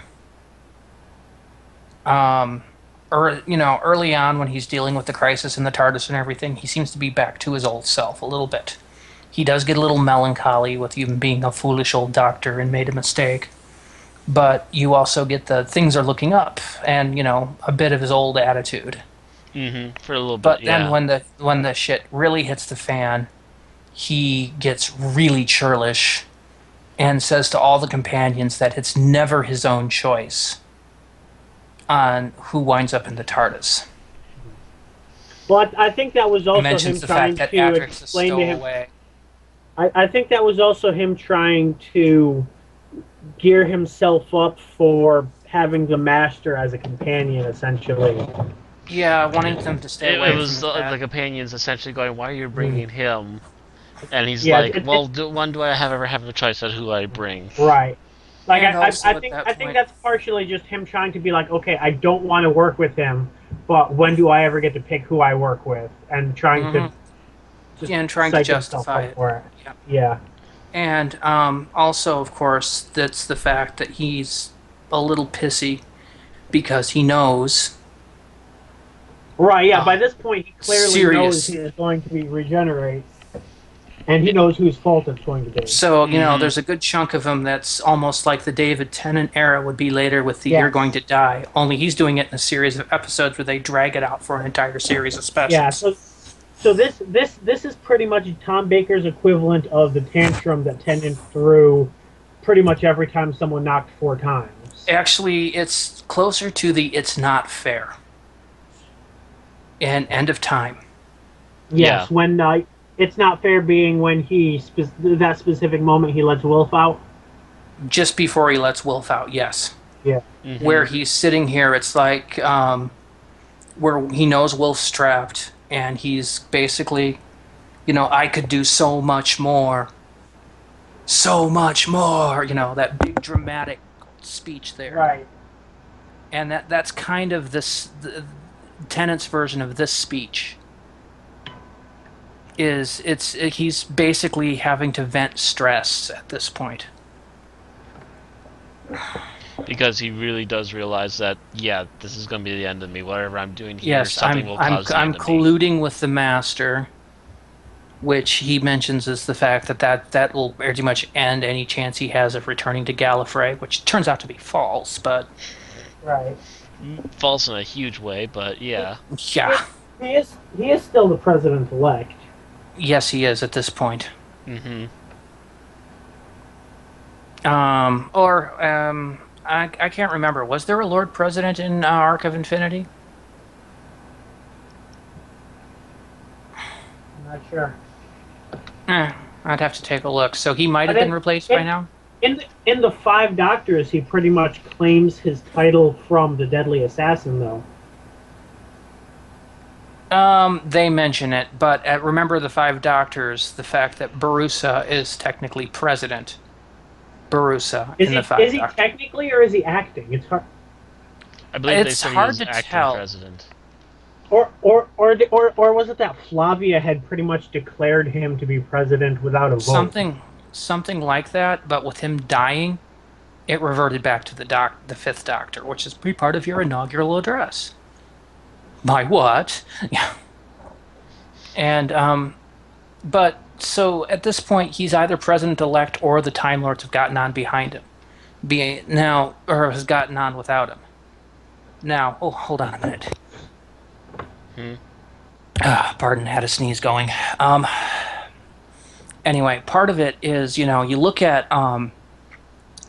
Invasion of Time was immediately followed by the Key to Time series, where in Key to Time, the Doctor becomes the president and then forgets about it in Invasion of Time. And then in Key to Time, Romana comes on the bidding from the president, who turns out actually to be the White Guardian, but apparently that's enough of a ruse that she thinks it's possible. So it's possible at that point that the Time Lords have some kind of Kagamusha shadow president going on there. Somebody claiming to be the president so the populace doesn't get alarmed. Mm-hmm. Right. But that's a different background thing. So Well, no, it was the question on that. But no, the Master pretty much says there's no chance of him returning to Gallifrey after that, which, we'll see again in 2 seasons. We also do get to see Anthony Ainley's first outing as the Master, and he's basically having a grand old time of it. Mm-hmm. I swear that guy laughs more in this serial than he does in the preceding few years to come, and he does that sinister laugh. He does that sinister laugh so well. In the first 2 episodes, the only experience we have with the Master is his laugh. Yeah. Or like maybe a few. I think he might say a few words, but it's pretty much just. And then you see him, and he always has that diabolical smile going on, the fiendish grin. Face it, you've seen Anthony Ainley. Have you seen other serials with Ainley now, Bill? I've seen this one, Survival. Have I seen something in between? I did not watch The Ultimate Foe. It's the only part of Trial I haven't seen. But I've seen that clip of Ultimate Foe that is all over the place. Okay, because after this you've got Castrovalva. And I've seen King's a lot of clips Demons. of Castrovalva. Yeah. King's Demon. I haven't seen Mark of the Rani. You haven't seen Mark of the Rani. You haven't seen Inferno. Or not Inferno. No, he's in Inferno. No, Inferno's a Third Doctor episode, isn't it? Yeah. Yeah, Inferno's the Third Doctor in an alternate universe. Well, the one right Inferno. I didn't think something so. Similar to that in title then. Something about fire. I can't remember now, but there was something there. But I'm assuming it's a 5th Doctor serial. Yes. Planet of Fire. Planet of Fire. Yeah, that's the one because he's in there too. Now you look at him in this, and does it almost do that he should have one of those waxed mustaches he should be twirling? Yeah. He should have like the whole Snidely Whiplash going. He's just that much campy villain. I mean, he pretty much chews up every scene he's in. Oh yeah, and the 5 Doctors. I'm an idiot, so yeah. 5 Doctors is also a Master serial. Mm-hmm. So we got the Yeah, but he gets that Snidely Whiplash kind of. Mm-hmm. We kind of need to hurry this up, though. We're already at 2 hours. Okay, well, I was trying to hurry through it. I just wanted to mention the first appearance of the Master. Mm-hmm. So this gets us to how far are we? 2.5 hours? Right now. Where are we? Time-wise? Right now, time-wise, we're just hitting 2 hours. Okay. So we can finish things up, but we shouldn't linger too long. Okay, so we get to part 3 of the serial, which is the Pharos Project. Now, Bill, you said this seemed a bit rushed?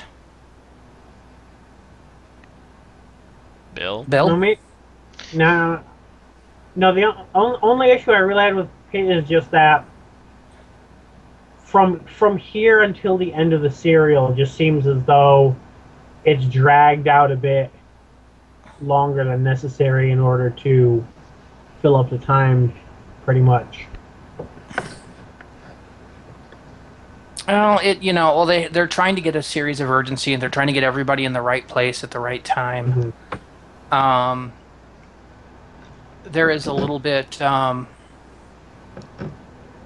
where you see the collusion between the Doctor and the Master doesn't work right, as the Master, his way is, oh, there's an obstacle, I'll kill it. Right. And the Doctor... It was also interesting where they're going through the Logopolitan's notes and whatever, and the Doctor's like, oh, the program's running, and the Doctor is just pretty much being a racist douche, and the Doctor's, like treating it as, valuable technology of another race, and the Doctor's like the Master's like, it's alien gibberish, whatever. Yeah, and then the Doctor realizes that the entire thing's done on bubble memory, which, by the way, was an actual technology used at the time. It was the predecessor to the modern-day flash drive, by the way. Ah. Mm-hmm. So that was actually technological jargon that was perfectly true. So it was all there. Yeah. Just needed to get it booted up. Now, the fact is that, the 1981, you would have been dealing with 80, 86 computers or Apple IIs, etc. All of them would have had a frickin' hard drive. Actually, no, this might have predated hard drives. So, yeah, modern day, you just rip out the hard drive, take it with you. Here, everything was, held in the circuit boards. So, yeah, he takes those and winds up rescuing the Master, who basically said, nah, screw this. I'm just going to run. Screw you guys, I'm going home. And winds up being trapped under debris. As the Doctor said, a lift for a lift.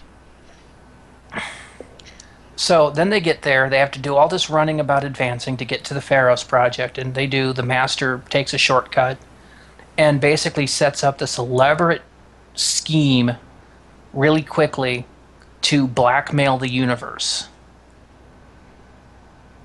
And it really kind of seems kind of hasty work for the Master. Because especially in a serial in which he talks about how patience is one of his strongest virtues. And you can tell he has something schemed because he starts brown-nosing the Doctor. Mm-hmm. Go ahead. It was yours after all. I am but a humble assistant, but I have learned a great deal. Just screams of, I'm planning something behind your back and I'm going to stab you with it in 5 minutes. But the Doctor already knew that, so... And of course, the whole reason the companions were taken out of this was because there was no real space for them in this. They're only there long enough to make a couple comments so that you can see the destruction of Traken, and you see the big swath cut across the universe of entropy. Yeah, and also you see them long enough to divert the guards so that the Doctor and the Master can get to the highlight. Yeah. If they were in that control room with the Doctor and the Master when the Master tripped over the Doctor's scarf and they had their scuffle and everything, one of them probably would have turned into a doll. Quite possibly.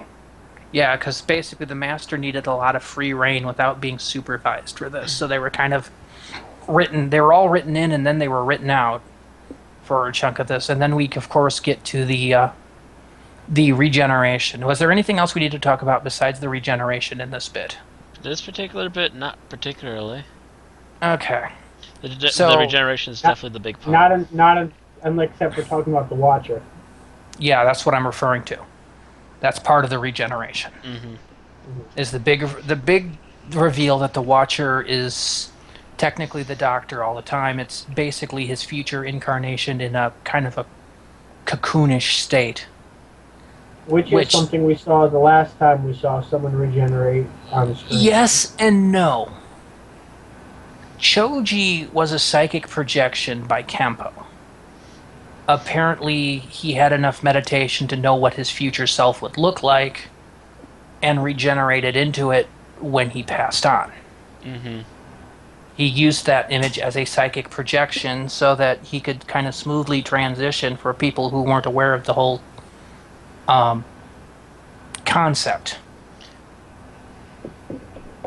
And in here, I mean, this one is a physical. Is the Doctor making this projection of the Watcher? If so, why wasn't he aware of it? Is it coming out of his subconscious? Right. What the hell? The Watcher is really a major question mark. Yeah, we never see the Watcher again.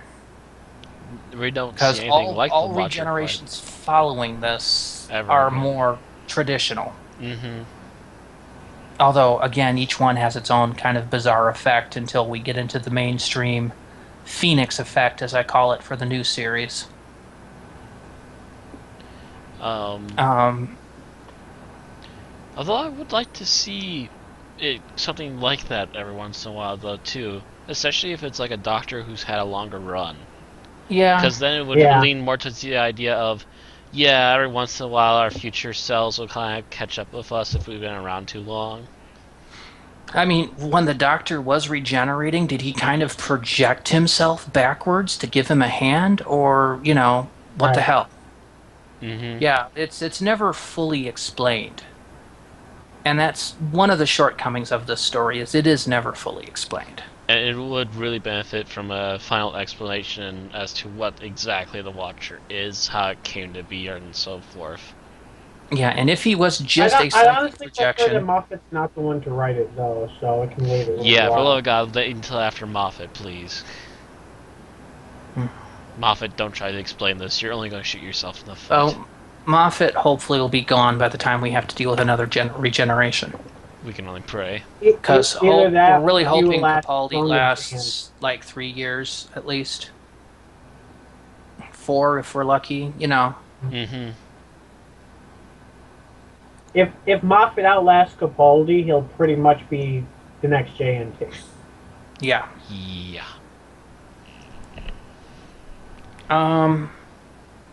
But yeah, so this is the first real special effect heavy regeneration. Yeah, the others have been mostly just straight up transitions. This had blurs. This had multiple there was set pieces like a little bit to transfer. There was something akin to a glow with the first to second Doctor transfer, but we never really saw the second to third Doctor one. Yeah, but the third to fourth was a simple. Pretty much was a bunch of Troughton heads. Yeah, and then the second to third one was basically a fade switch. Mm-hmm. This one had multiple fade switches. It had extra makeup involved. There was a special effects blurs. There was also a glow, I believe, and also the Watcher, when it came forth towards the fourth Doctor, it was also semi-transparent, so the Watcher himself was in effect. Yep. Right. There was a whole bunch of stuff that was done for this one. Not all of it successful, mind you. The Watcher, as he merges into the Doctor, and at least the original special effect was kind of hokey. A little bit, but it was probably pretty decent for the time. For the time, yes. But yeah, it was the first time we'd seen that kind of massive production work done into the regeneration. So that was kind of something interesting to note. And again, like I said, they would do it. They would change it later on. What did you think of the whole Watcher concept, guys? It needed some final explanations, but otherwise, I was perfectly fine with it. Bill?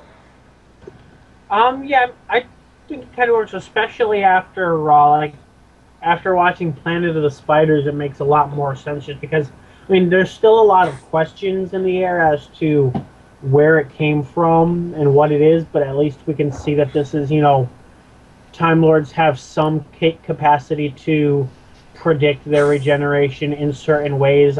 We don't know if this was his subconscious, if this was projected by someone else or what, but it's certainly within their capabilities. Mm-hmm. to at Yeah, least know what it's their next form is going to be. Mhm. yeah, it's kind of a bizarre way of doing it, in my opinion. All right. So, is there anything else we need to cover for this bit? Because if not, we can move on to final thoughts. Not that I can think of, so I'm ready for final thoughts. Bill?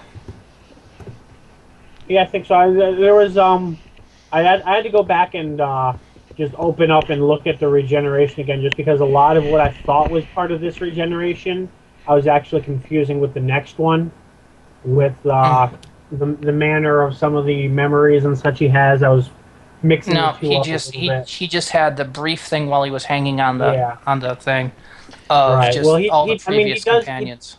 yeah, he He had does And have brief where then he a little kind more of when he collapses, yeah. yeah, he had He brief has thing the of bad villains, and then he guys had when he's brief up thing of there. companions. Yeah. right. And And, yeah, that becomes a little more heavy in the next regeneration, but we'll talk yes. about that next week. Yep. So I guess I'll do final thoughts then first. I usually tend Yeah. to. You or um, Bill? I need a moment to gather my thoughts. um, Overall, I guess there wasn't a really big epic chase like we had last time. But I think the main problem we had last time is we didn't have a really big villain to be a threat. Bringing back the Master just shortly before this, and then having the Master be the person that leads the Doctor to his death, is kind of a big thing. It kind of changes how the Master will react throughout the rest of the series until his apparent demise. And it's also the first time we had a reoccurring villain actually able to do something to the Doctor. Yeah. I mean, the Cybermen So doesn't count. It was their first outing. even though we didn't have all the flash and pizzazz of the previous regeneration, we still have a pretty solid twist on that. We don't have like the big Right. epic chase, but we have a very important character who offs the Doctor and wants to come back and do it again as the series goes on. It's also interesting to note that that there are places like Logopolis and how the apparently the creation and trying to preserve the universe is held somewhere at least. Logopolis is a really big idea that could be developed on more, but it's going to be kind of hard to do that anymore after this, to be honest, because Right. Logopolis is not really there. Although one would Yeah. almost imagine that trying to do a reverse Logopolis somewhere else on Earth would possibly recreate a new Logopolis somewhere else as well, maybe? They could do I don't something about know. the origins of Logopolis. Yeah, or yeah, they could diverge onto the origins of it and maybe get something new from there too. There's a lot. The Logopolis thing is very interesting and could be fleshed out more. Still, to this point, again, it's not as overly flashy as the transition from 3 to 4, but it still has a lot of really good elements to it. So, what to rate it? I'd still have to rate this at least a 4. This is still a pretty good episode. This is The above interesting thing is, average. right? The interesting thing is, Logopolis is one of the most popular episodes a lot of people talk about. Yet after seeing them in a row, it actually seems to be kind of the weakest serial in terms of regeneration so far, with some of the added strengths that you mentioned. So I think I'm probably coming down with a 4 on that as well. Just it's not, it's not Yeah, it's not something a as good completely as the War outstanding Games knock or out the of the 10th park, Planet. but it's by no means a really bad episode either. Right. It's yeah. It's not a bad episode. It's not an average episode. It's just not quite to the level I think of some of the regenerations we saw before it. So it still holds its own as a 4 out of 5. Mm-hmm. Logopolis has a special place in my heart because this was one of the earliest Doctor Who episodes I taped. It was on a tape I had Logopolis, Castrovalva, Kinda, Terminus. So I watched this episode to death. So a good chunk of my brain when I think of classic Doctor Who goes to this episode. Yeah, looking at it now, I can see some of the holes in the plot. The acting, though, is very top notch, if somewhat hammy, by Anthony Ainley. Mm-hmm. Um, the music for the episode is fairly good. It's a little aged, but yeah, it was also very good background You know, music. it's Yeah. very. It's like the regeneration music in particular. Mm-hmm. Always kind of choked me up a little. So I'm actually going to have to give it a 4.5. I think even despite of my nitpicks, there are parts of it I really, really like, and it has a lot of emotional content for me. And yes, part of it is probably a little bit of rose-tinted glasses, and some of that was taken off with my complaints.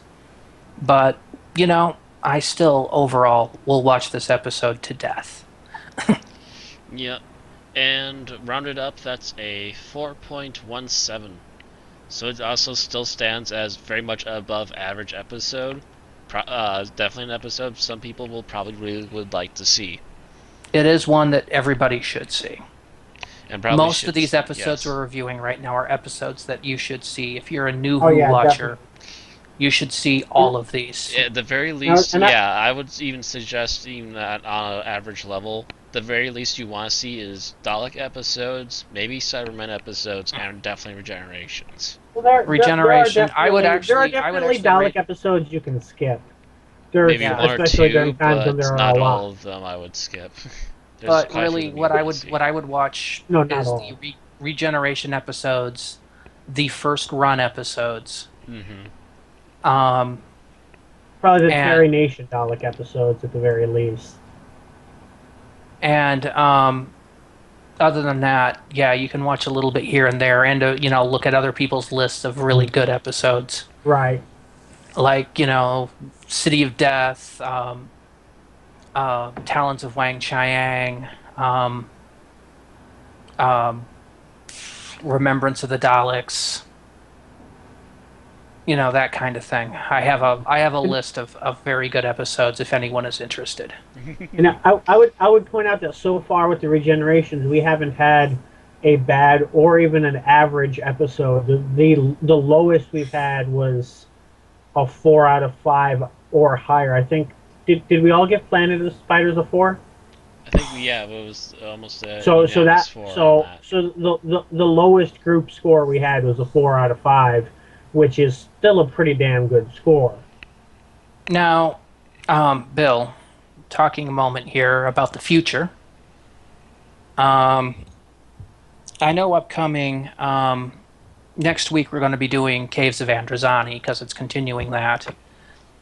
We've briefly discussed the fact that there is really no swan song and there's no out episode for the Sixth Doctor. Unless you Right. want to watch the final bit of Trial of a Well, Time Lord, that really the doesn't ultimate count. foe. Right. Yeah. Um, we've covered the movie, right? Yes. The recording was lost. That Was was the Okay, one so that disappeared off of Twitch. okay, so are we going to want to redo that? so I guess we could That's a if we good want question to. because we Yeah, that's still a the, missing the episode. the hope was to redo that with Eli, but Eli maybe we was can very dig into unreliable at the some. time, so we Yeah, decided to move on. maybe we can dig into some of our guests and see, who's willing to watch the movie. It's not that hard to get a hold of. Yeah, it's definitely Hmm. not hard to get a hold of, especially since it also recently got DVD releases and everything else. Hmm. Yeah. Okay. So that's something to think And of. it's I think on I've and got it's it and in it's the on Geekon YouTube. collection. So, If you don't have it on Geekon Collection, Randy, try to get a hold of me around that point, and I can probably drop it off. I will be visiting Madison sometime in the next couple months. Okay. Um, and then we've done I can let Parting you of the borrow. Ways, right? Hmm? Did we do Parting of the Ways? we've done Parting of the Ways. We've done Night of the Doctor. We've done Day of the Doctor. We have not done The End of Time. Okay, so it will be pretty much this, or it'll be Caves of Androzani, the movie, um, End of The End of Time Time. to finish And of this course we've set. done. Mm-hmm. Yep. And of course we've done Time of the Doctor as well. Correct. That's kind of what started this. Right. So Yeah. that'll be the next 3 recordings we're going to do. Is Caves, the movie, End of Time. And then we're going to move on to our beginning set, which will start off.